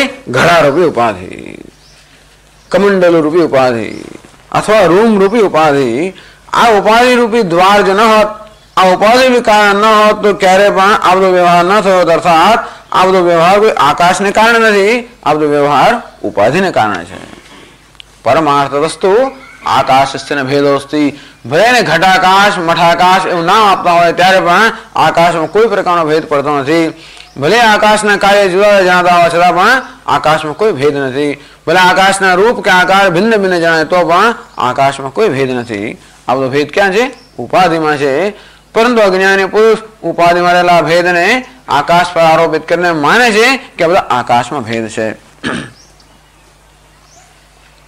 તો હવે દાષ્ટાંત, આકાશ શું છે? દૃષ્ટાંત છે. અને દાષ્ટાંત શું છે? આત્મા. એ સમજાવે છે. હવે આગળ કહે છે યથા એતત તદ્વત દેહોપાધિ ભેદ કૃતેષુ જીવેષુ ઘટાકાશ સ્થાનીયેષુ આત્મસુ નિરૂપણાत् કૃતઃ બુદ્ધિમદ્ભિः નિર્ણયઃ નિશ્ચયઃ ઇત્યર્થઃ. યથા એતત, જેવી રીતે આકાશમાં છે એ રીતે, તદ્વત એ જ રીતે દેહોપાધિ ભેદ કૃતેષુ જીવેષુ ઘટાકાશ સ્થાનીયેષુ આત્મસુ નિરૂપણાत्. અને તે જ રીતે આ બધા આત્મામાં જે અનેક પ્રકારના નામ રૂપ અને કાર્યના ભેદનો વ્યવહાર છે એ બધો વ્યવહાર આત્માને કારણે નથી, ઉપાધિને કારણે છે. જેમ આકાશમાં નામ રૂપ અને કાર્યથી થતો વ્યવહાર એ આકાશને કારણે નથી પરંતુ ઉપાધિને કારણે છે. અંતે રીતે આ જીવોમાં આત્માને કારણે આપણો વ્યવહાર થતો નથી પરંતુ આ જીવોમાં જે નામ રૂપ અને કાર્યના ભેદનો વ્યવહાર થાય છે એ આત્માને કારણે નથી પરંતુ દેહોપાધિ ભેદ કૃતેષુ, આ દેહ અને બુદ્ધિરૂપી ઉપાધિ એમાં રહેલા ભેદને કારણે જીવોમાં ભિન્ન ભિન્નતાનો વ્યવહાર છે, નહીં કે આત્માને કારણે. તે તમે કહો છો કે જ્યાં નામ રૂપ અને ક્રિયાનો ભેદ હોય ત્યાં તત્વનો ભેદ હોવો જોઈએ, એ અનુમાન કેમ ખંડિત થયું? કારણ કે આકાશમાં આ નિયમ લાગુ પડતો નથી. આકાશમાં આ નામ રૂપ અને ક્રિયાનો ભેદ હોવા છતાં પણ તાત્વિક રીતે આકાશમાં કઈ એમ કોઈ ભેદ નથી. અને મારે તમારું અનુમાન કે નામ રૂપ ક્રિયાનો ભેદ હોય ત્યાં તત્વનો ભેદ હોવો જોઈએ એ અનુમાન સિદ્ધ થતું નથી. કારણ કે તમારો હેતુ જે કેવો છે બધે લાગુ નથી પડતો. અંતેથી સમજાયું જો આ કેમ આવું કહે છે? કારણ કે આપણો વ્યવહાર સમજવા માટે. આત્માની એકતા હોય તો આ વ્યવહારની અનેકતા અને આત્માની એકતા શું પરસ્પર વિરુદ્ધ કે નહીં? આ વ્યવહારની અનેકતા આત્માની એકતાને કોઈ પણ રીતે ખંડિત નથી કરતી. અર્થાત વ્યવહારની અનેકતા કે વ્યવહારની વિવિધતા કોઈ રીતે આત્માની એકતામાં વિરોધરૂપ નથી એ સમજાવે છે, અવિરોધ સમજાવે છે. અને કારણ કે જો આત્માની એકતાનો વ્યવહારની વિવિધતા સાથે અવિરોધ ન સમજીએ તો વ્યવહારની વિવિધતામાંથી આપણે મુક્ત થઈને આત્માની એકતાને ન સમજી શકીએ. અને જ્યારે આપણે એટલી સમજ પડે કે વ્યવહારમાં વિવિધતા હોવા છતાં પણ આત્માની એકતા બરોબર છે તો ભાઈ વ્યવહારની વિવિધતાનો પણ વાંધો નથી. અને એ રીતે વ્યવહારની વિવિધતા આત્માના એકત્વના જ્ઞાનમાં આડે ના આવે. નહીં તો આપણે છોડી ના શકીએ. વસ્તુને ક્યારે છોડી શકીએ? જ્યારે એની સામે વિરોધ ના હોય ત્યારે, કે આસક્તિ ના હોય ત્યારે. અર્થાત એના વિશે કોઈ સંશય ના હોય, એના વિશે કોઈ વિપર્ય ના હોય, એના વિશે કોઈ પ્રકારનો આસક્તિ રાગ દ્વેષ ના હોય ત્યારે જ આપણે વસ્તુને છોડી શકીએ. ત્યારે જ આપણે એની સાથે એકાઉન્ટ સેટલ કર્યો કહેવાય, હિસાબ ચૂકતે કર્યો કહેવાય. જ્યારે કશું હવે લેવા દેવાનું રહ્યું નથી. હિસાબ ચૂકતે એટલે શું? બધો કઈ લેવા દેવાનું એટલે આપણે મિત્રના ભાવે છૂટા પડે. હિસાબ ચૂકતે મારા પાસેથી છૂટા પડે તો ચૂકતે ના રહે. ચૂકતે કરે લોકો હિસાબ નથી આપવાનો, એમ કે આપવાનું નથી એમ કહીને એ ચૂકતે ના કહેવાય. પણ જે આપવાનું છે અપાય ગયું, લેવડ દેવડ થઈ ગઈ અને બંને ખુશીથી છૂટા પડે ત્યારે હિસાબ ચૂકતે થયો. કારણ કે પછી આપણે એનો વિચાર ના કરીએ અને મારો વિચાર ના કરે. કોઈ વિચાર કરવાની જરૂર ના હોય, હિસાબ ચૂકતે થયો ત્યારે તો એ ગયો એને ઘેર અનુમાને ગયો. અંતે તે આ દુનિયા સાથે વ્યવહાર સાથે હિસાબ ક્યારે ચૂકતે કર્યો કહેવાય? મારામારી ચૂકતે ના થાય. અંતેથી દુનિયા જોઈએ જ નહીં અને હું ત્રાસી ગયો અને ભાગી ગયો અને એમ કરી એ રીતે ચૂકતે ના થાય. કારણ કે તો મારા મનમાં એ ખટક્યા જ કરવાનું છે કે આ વસ્તુમાંથી થઈ નહીં. બધું વેદાંત શીખો પણ આટલું માંથી ના આવે. બધા શાસ્ત્ર શીખ્યો પણ આ મારા રાગ દ્વેષ આમ ખટક્યા જ કરવાનું. જ્યાં સુધી હિસાબ ચૂક ના થાય ત્યાં સુધી વસ્તુ આપણે છોડી ના શકીએ. આમ માન સમજી લેવાનું. વસ્તુ સાથેનો સ્વસ્થ પ્રસન્ન સંબંધ જ્યારે જવાય ત્યારે જ આપણે એનાથી છૂટા થઈ શકીએ. છૂટા જ ના થઈ જાય. ભલે આપણે કદાચ શારીરિક રીતે છૂટા થયા હોઈએ અર્થાત આપણે દેશ કે કાળનું અંતર ઉત્પન્ન કરી શકીએ અને છતાં પણ માનસિક અંતર ન ઉત્પન્ન કરી શકીએ કારણ કે આપણે એની સાથે હિસાબ ચૂકતો નથી કર્યો. વિષયા વિનિવર્તન્તે નિરાહારસ્ય દૈનઃ રસવર્જમ. અંતેથી ભલે વિષયો સાથે આપણે અંતર ભૌતિક અંતર ઉત્પન્ન કરી શકીએ પણ વિષયોનો જે રાગ દ્વેષ છે એ જ્યાં સુધી મનમાં હોય ત્યાં સુધી ખરેખર અંતર ઉત્પન્ન થશે નથી. કારણ કે આપણે વિષયો છૂટ્યા નથી. વિષયો હજી આપણે છોડ્યા નથી કારણ કે આપણે એને છોડ્યા નથી. એટલે રાગ દ્વેષ તો બધું સમજાવે એની આમાં બહુ ચર્ચા નથી કારણ કે એ બધું થઈ ગયું આગળ. પણ તાત્વિક જે બધી વસ્તુઓ છે આમ તાત્વિક રીતે આપણે આમ થાય કે નહીં આ બધો આ દ્વૈતનો વ્યવહાર અને અદ્વૈત કેમ હોઈ શકે. અંતેથી આ વ્યવહારને સમજાવે છે કે કેવી રીતે આ વ્યવહાર અદ્વૈતની વિરુદ્ધ નથી અર્થાત દ્વૈતનો વ્યવહાર કોઈ રીતે અદ્વૈતથી વિરુદ્ધ નથી કે આત્મા અદ્વિતીય હોવા છતાં પણ દ્વૈતનો વ્યવહાર હોઈ શકે. એક સમજ પડે પછી આપણા દ્વૈતના વ્યવહાર ચિંતા ઉત્પન્ન ના કરે કે આવું કેમ થયું, આ જગત ક્યાંથી જન્મ્યું, આવા પ્રશ્નો ઉપસ્થિત થયા કરે. એટલા માટે ઉપનિષદની અંદર પણ સૃષ્ટિ વગેરે માટે બહુ વિસ્તૃત પ્રક્રિયા વિસ્તારથી કથા કહેવામાં આવે છે કેમ જગતનું સર્જન થયું. પેલો સાંભળે એને સંતોષ થાય કે હવે હું સમજી ગયો. બસ એકવાર સમજી ગયા એના પછી છૂટી ગયો. એકવાર સમજી ગયો જગત બરોબર કેમ થયું પછી જગતની ચિંતા ના કરે. પછી સદૈવ સોમ ઇદમ અગ્રાસીત એકમેવા દ્વિતીયમ. આ જગતના સર્જન થયા પહેલા એક ન દ્વિતીય સત કે પરમાત્મા હતો. એ જગતના સર્જન થયા પહેલાની સ્થિતિની ક્યારે એ કલ્પના કરી શકે જ્યારે જગતને છોડી શકે ત્યારે. જગતને ક્યારે છોડી શકે એને સંતોષ થયો કે હું જગતને બરોબર સમજી ગયો છું. અંતેથી આ વ્યવહારને ક્યારે છોડી શકીએ વ્યવહારને જ્યારે બરોબર સમજ્યા હોય ત્યારે. અંતેથી આ વ્યવહારની વિવિધતા કે અનેકતા સમજાવે છે. આપણે બરોબર સંતોષ થઈ ગયો. આપણે શું કહેવાય આપણા મનની અંદર સંતોષ થયો કે મનનું આપણું નિવારણ થયું આવી શંકાઓનું ત્યારે જ ખરેખર આ વ્યવહારમાંથી મુક્ત થઈ શકીએ અને ત્યારે વ્યવહારથી પર જે આત્મા છે એને પામી શકીએ ઈશ્વર ન પામી શકીએ. અર્થાત આ બધી વસ્તુનું અતિક્રમણ કરવાની આવશ્યકતા છે જ પણ અતિક્રમણ ત્યારે કરી શકીએ જ્યારે એ વસ્તુનો આપણે સરખી રીતે સમજીએ એની સાથે એક સ્વસ્થ પ્રસન્ન સંબંધ બાંધીએ. રાગ અને દ્વેષનો સંબંધ નહીં પણ સ્વસ્થ અને જે તો હિસાબ કરે છૂટા પડ્યા તો ખુશીથી છૂટા પડ્યા. કોઈકને અસંતોષ થઈ ગયો હોય તો ભવિષ્યમાં પાછો ધંધો કરીએ ત્યારે કોઈ એ વાળે સેટલ કરે કારણ કે તે વખતે નહોતું આવ્યું તો 15,000 ઓછા આપેલા ચાલો હું 30,000 વધારે લઈ લઈશ. ત્યારે એને 15,000 વધારે લઈ લેતા આવડે 30,000 આપીશ જ નહીં. ગમે ને આવી યોજના આપણે કર્યા કરીએ અર્થાત પેલો હજી મનમાંથી ગયો નથી. ભૂતકાળ હજી છૂટ્યો નથી કારણ કે ભૂતકાળ સાથે આપણે હિસાબ ચૂકતો નથી કર્યો અર્થાત પ્રસન્નતાનો સંબંધ નથી જવાયો નથી ઉત્પન્ન થયો. અંતેથી આ બધા જીવોનો વ્યવહાર સમજાવે છે. દ્વૈતનો વ્યવહાર અદ્વૈતના દ્રષ્ટિબિંદુથી સમજાવે છે અને કેવી રીતે અદ્વૈતનો વ્યવહાર અદ્વૈતથી વિરુદ્ધ નથી એ આ બધા શ્લોકોમાં સમજાવે છે. આપણે જ્યારે એમ કહ્યું ઘટાકાશાદીનામ વિપક્ષત્વ ભાવ આશંક પરિહરતી. આપણે કહ્યું કે ઘટાકાશ મઠાકાશ વગેરે નામ રૂપ અને કાર્યનો જે ભેદ જે વ્યવહાર છે એ વ્યવહાર આકાશમાં કોઈ ભેદ ઉત્પન્ન કરતો નથી અથવા આકાશના ભેદ અને કાર્ય નથી તો કે વાત બરોબર નથી અમે નથી સ્વીકારતા. એ કે આકાશમાં ભેદ છે જ. ઘટાકાશે જુદું ને મઠાકાશે જુદું ને પટાકાશે જુદું ને નામ પણ જુદા ને કાર્ય પણ જુદા. અંતે તમે એમ કહો છો કે આ ઘટાકાશ આ બધા આકાશમાં એકતા છે એ નથી સ્વીકારતા. અંતેથી શંકા કરે છે નનુ તત્ર પરમાર્થકૃત એવ ઘટાકાશાદિષુ રૂપ કાર્યાદિ ભેદ વ્યવહાર ઇતિ. પ્રશ્ન કરે છે નનુ તત્ર પરમાર્થકૃત એવ ઘટાકાશાદિષુ રૂપ કાર્યાદિ ભેદ વ્યવહાર ઇતિ. પરમાર્થકૃત એટલે વસ્તુ સ્વરૂપ પ્રયુક્ત કે નહીં ખરેખર ઘટાકાશ છે એટલે ઘટાકાશ જ છે. ખરેખર મઠાકાશ છે ખરેખર પટાકાશ છે ખરેખર નામ છે ખરેખર રૂપ છે ખરેખર એની ક્રિયાઓ છે.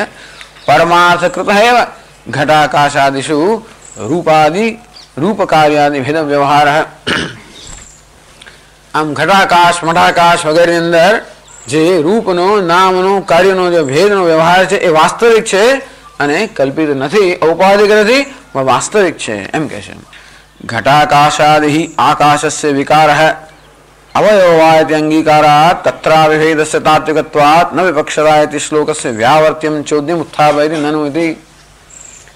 આમાં જે કહી રહ્યો છે પૂર્વ પક્ષી એનો હેતુ એવો છે, એનો ઈરાદો એવો છે કે ઘટાકાશ નામની ખરેખર એક હસ્તી આકાશથી જુદી છે, કારણ કે આકાશમાં કોઈ પ્રકારનો વિકાર આવીને ઘટાકાશ બનેલું છે, અથવા ઘટાકાશ આકાશનો એક અંશ છે।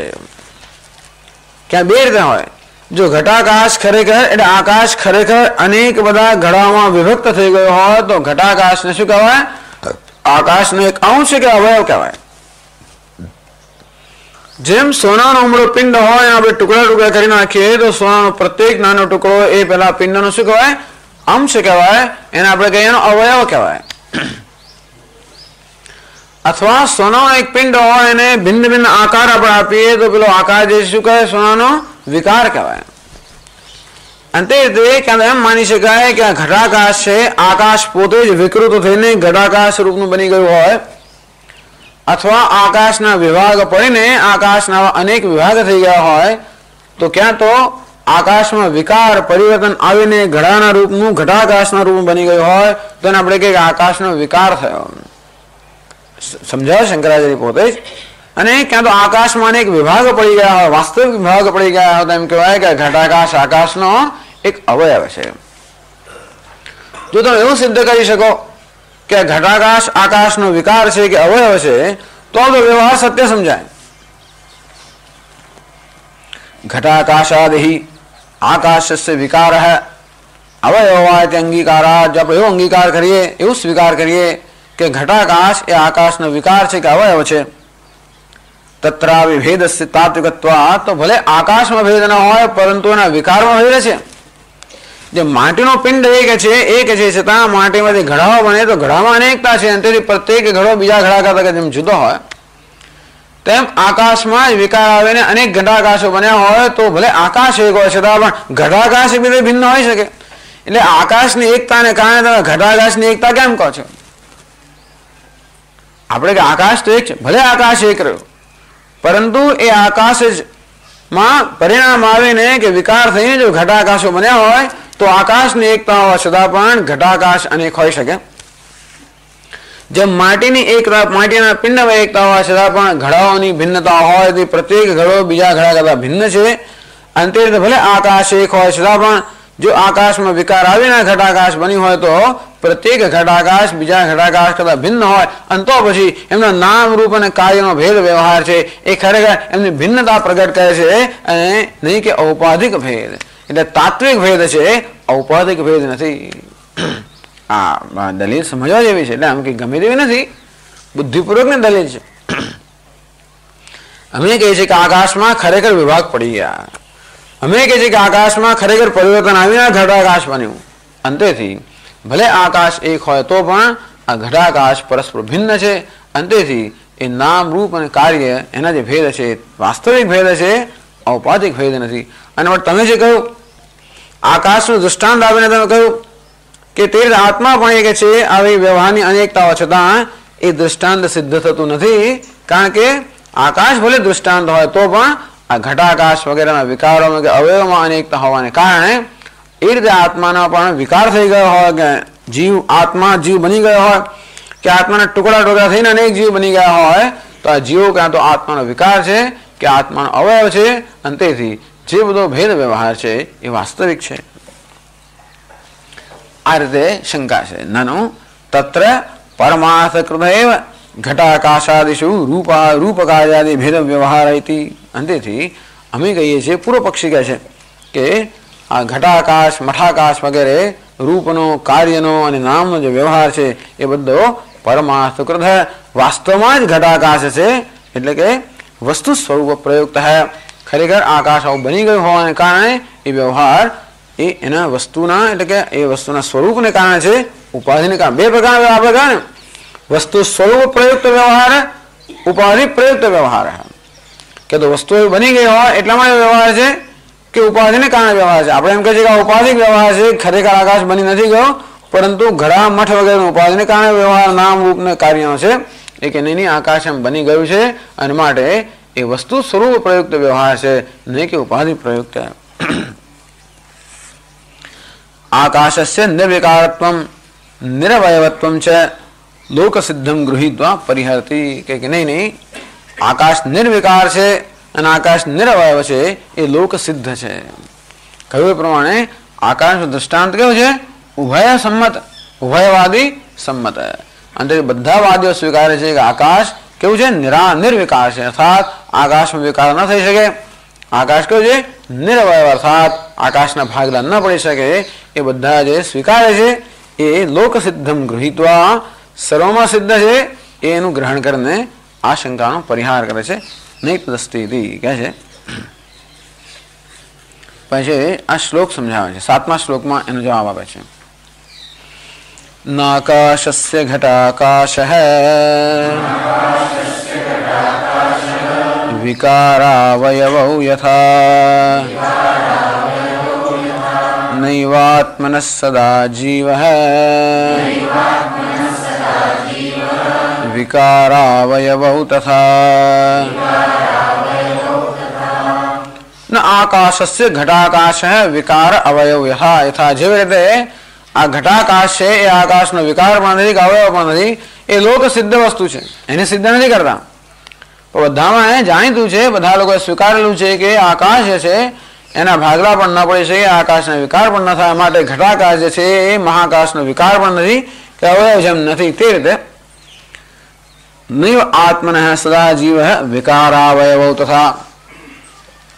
અને તે રીતે જીવ છે આત્માનો વિકાર પણ નથી કે અવયવ પણ નથી. બસ એટલે આકાશનું દ્રષ્ટાંત વળી પાછું આ રીતે પણ બતાવે છે કે કેવી રીતે આ જીવ એ આત્માનો વિકાર પણ નથી, અવયવ પણ નથી. શંકરાચાર્ય કહે છે નહીં તદસ્તિ યસ્માત પરમાર્થ આકાશસ્ય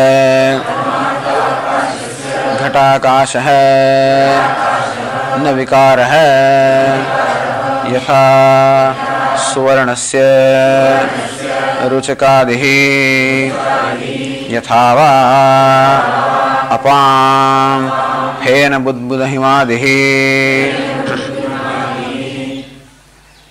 नापि अवयवः यथा वृक्षस्य शाखादिः. नहीं तदस्ति. आप જે કહો છો બરોબર નથી. અર્થાત આ જીવ એ આત્માનો વિકાર પણ નથી કે જીવ આત્માનો અવયવ પણ નથી. કેમ? યસ્માત, કારણ કે જેવી રીતે પરમાર્થ આકાશસ્ય, પરમાર્થ આકાશ એટલે મહાકાશ, અનૌપાધિક મહાકાશ. આ મહાકાશ જે છે એ પરમાર્થ આકાશસ્ય ઘટાકાશ ન વિકાર હૈ. આ ઘટાકાશ, પટાકાશ, મઠાકાશ એ ખરેખર એ મહાન આકાશના વિકાર નથી. વિકાર કોને કહેવાય? વૈધર્મ્ય ઉદાહરણ દ્વયમાં વિકાર સમજાવવા માટે બે ઉદાહરણ આપે છે શંકરાચાર્યજી. વૈધર્મ્ય ઉદાહરણ, આકાશનું તો કે ઉદાહરણ નથી, અને માટે જેનું જ્યાં વિકાર ન હોવાનું ઉદાહરણ નથી. જ્યાં વિકાર છે એ વિકાર કેમ જે સમજાવે છે. યથા સુવર્ણસ્ય રોચકાદિ, જેમ સુવર્ણમાંથી રોચક, રોચક એટલે ગ્રીવાભરણમ, આપણે કંઠી એને રોચક કહેવામાં આવે છે. તો જેવી રીતે સોનામાંથી આપણે કંઠી વગેરે બનાવીએ કે લગડી પણ કહેવાય રોચક. તો જેમ સોનાની આપણે કંઠી બનાવીએ, શું થયો? સોનાનો વિકાર થયો. યથાવા અપામ ફેન બુદ્બુદ હિમાદિ, અથવા જળમાંથી ફીણ બને, પરપોળો બને કે બરફ બને, એ પણ શું છે? જળના વિકારો છે.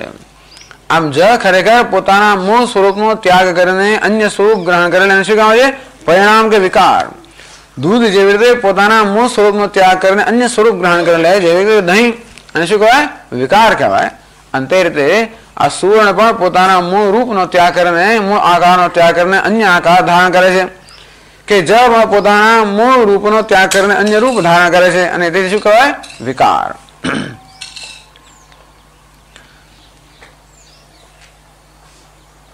ઘટાકાશાદિ આકાશાખ્યસ્ય મહાકાશસ્ય અવયવો ન ભવતિ. અને તે રીતે કહે છે કે આ ઘટાકાશ આકાશનો અવયવ પણ નથી. અવયવ કોને કહેવાય સમજાવે છે.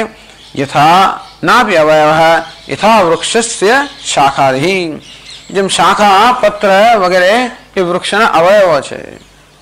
ડાળી હોય, પાંદડા હોય, ફળ હોય, ફૂલ હોય, એ શું છે? વૃક્ષના અવયવો છે. કારણ કે એ બધું મળીને વૃક્ષ બને છે. એ વૃક્ષના વિકાર નથી, વૃક્ષના અવયવ છે. કારણ કે આ બધું મળીને વૃક્ષ બનતા હોવાના, જેમ કે આ હાથ પગ મસ્તક શું છે? મારા અવયવો છે. કારણ કે બધું મળીને મારો દેહ બને છે.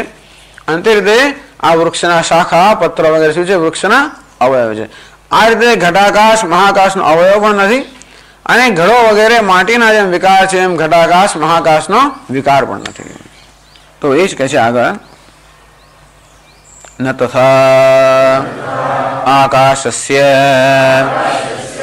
ઘટાકાશઃ વિકારાવયવૌ યથા તથા નૈવાત્મનઃ પરસ્ય પરમાર્થસતઃ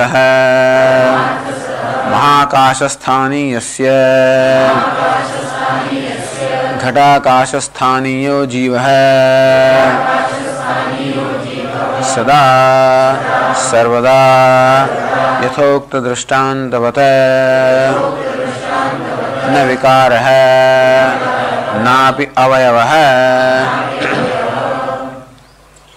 ન તથા આકાશસ્ય ઘટાકાશ વિકાર અવયવ. તો જેવી રીતે ઘડો એ માટીનો વિકાર છે, કે ફીણ પરપોટો કે બરફ એ જળનો વિકાર છે, તે રીતે ઘટાકાશ કે આકાશનો વિકાર નથી. અને જેમ શાખા વગેરે વૃક્ષના અવયવ છે, તેમ ઘટાકાશ એ કોઈ આકાશનો અવયવ નથી. જેમ આમ છે એ તો બધાને સંમત છે, એટલા માટે આ દ્રષ્ટાંત આપીને કે જેવી રીતે આકાશમાં આ પ્રકારનો વિકાર કે અવયવ નથી, તે રીતે યથા તથા દ્રષ્ટાંત દાષ્ટાંત સમજાવે છે. નૈવ આત્મનઃ પરસ્ય પરમાર્થ સતઃ મહાકાશ સ્થાનીયસ્ય. તેમ આત્મા કેવો છે? પરસ્ય આત્મનઃ, આત્મા જે પરમ છે, અર્થાત જે સર્વ મર્યાદાઓથી પર છે. પરમાર્થ સતઃ અર્થાત જે પારમાર્થિક સ્વરૂપ ધરાવનારો છે. મહાકાશ સ્થાનીયસ્ય, આ દૃષ્ટાંતમાં મહાકાશ સ્થાનીય અથવા મહાકાશની સાથે સરખાવી શકાય એવો આત્મા. જીવને કોની સાથે સરખાવાય? ઘટાકાશની સાથે સરખાવાય. અને આત્માને કોની સાથે સરખાવાય? મહાકાશ સાથે. તો આકાશ આત્મા મહાકાશ સ્થાનીય છે અને જીવ ઘટાકાશ સ્થાનીય છે. એટલે દ્રષ્ટાંતનું સ્થાન આ પ્રકારે છે. સદા એટલે કે સર્વદા યથોક્ત દૃષ્ટાંતવત ન વિકાર નાપી અવયવ, અર્થાત એવું નથી બન્યું કે પરમાત્મા ખરેખર જીવ બની ગયો હોય તો વિકાર થાય, અથવા પરમાત્માના અનેક અંશ બની ગયા હોય તો અવયવ થાય. એમ દ્રષ્ટાંત ભલે આપે કે એક જ્વલંત અગ્નિમાંથી પ્રજ્વલિત અગ્નિમાંથી જેમ અનેક બધા તણખા ઝરતા હોય, એમાં લાગે કે તણખાઓ અગ્નિના અવયવો છે. પણ ખરેખર તણખા અગ્નિના અવયવ એટલા માટે નથી કે અગ્નિ તત્વમાં કોઈ પ્રકારનો ત્યાં વિભાગ થયો જ નથી. અગ્નિ તત્વ ઉષ્ણ છે અને પ્રકાશમાન છે, દાહક છે. આમ દાહકતા અને પ્રકાશ એ અગ્નિના ધર્મો છે. એ દાહકતા અને પ્રકાશ તણખાના પણ ધર્મ હોવાના કારણે અગ્નિ તત્વમાં ખરેખર કોઈ વિભાગ નથી. ઉપાધિમાં વિભાગ થયેલા છે. કાર્બન એટલે કે લાકડાની ઉપાધિ છે, એમાં વિભાગ છે. પણ જેમ તત્વમાં વિભાગ નથી, તે રીતે આત્માનો કોઈ વિભાગ નથી. ભલે દેહરૂપી ઉપાધિમાં વિભાગ છે, આત્માનો કોઈ વિભાગ નથી. એટલે કે આ જીવ એ પરમાત્માનો અંશ નથી.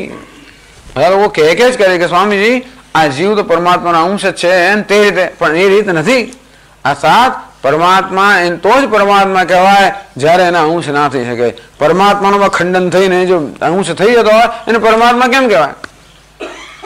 પૂર્ણ એને જ કહેવાય જેમાં કોઈ પ્રકારના વિભાગ ના થઈ શકે, એનો સરવાળો ના થાય ને એનો બાદબાકી ના થાય ને ગુણાકાર ના થાય ને ભાગાકાર થાય ખરો.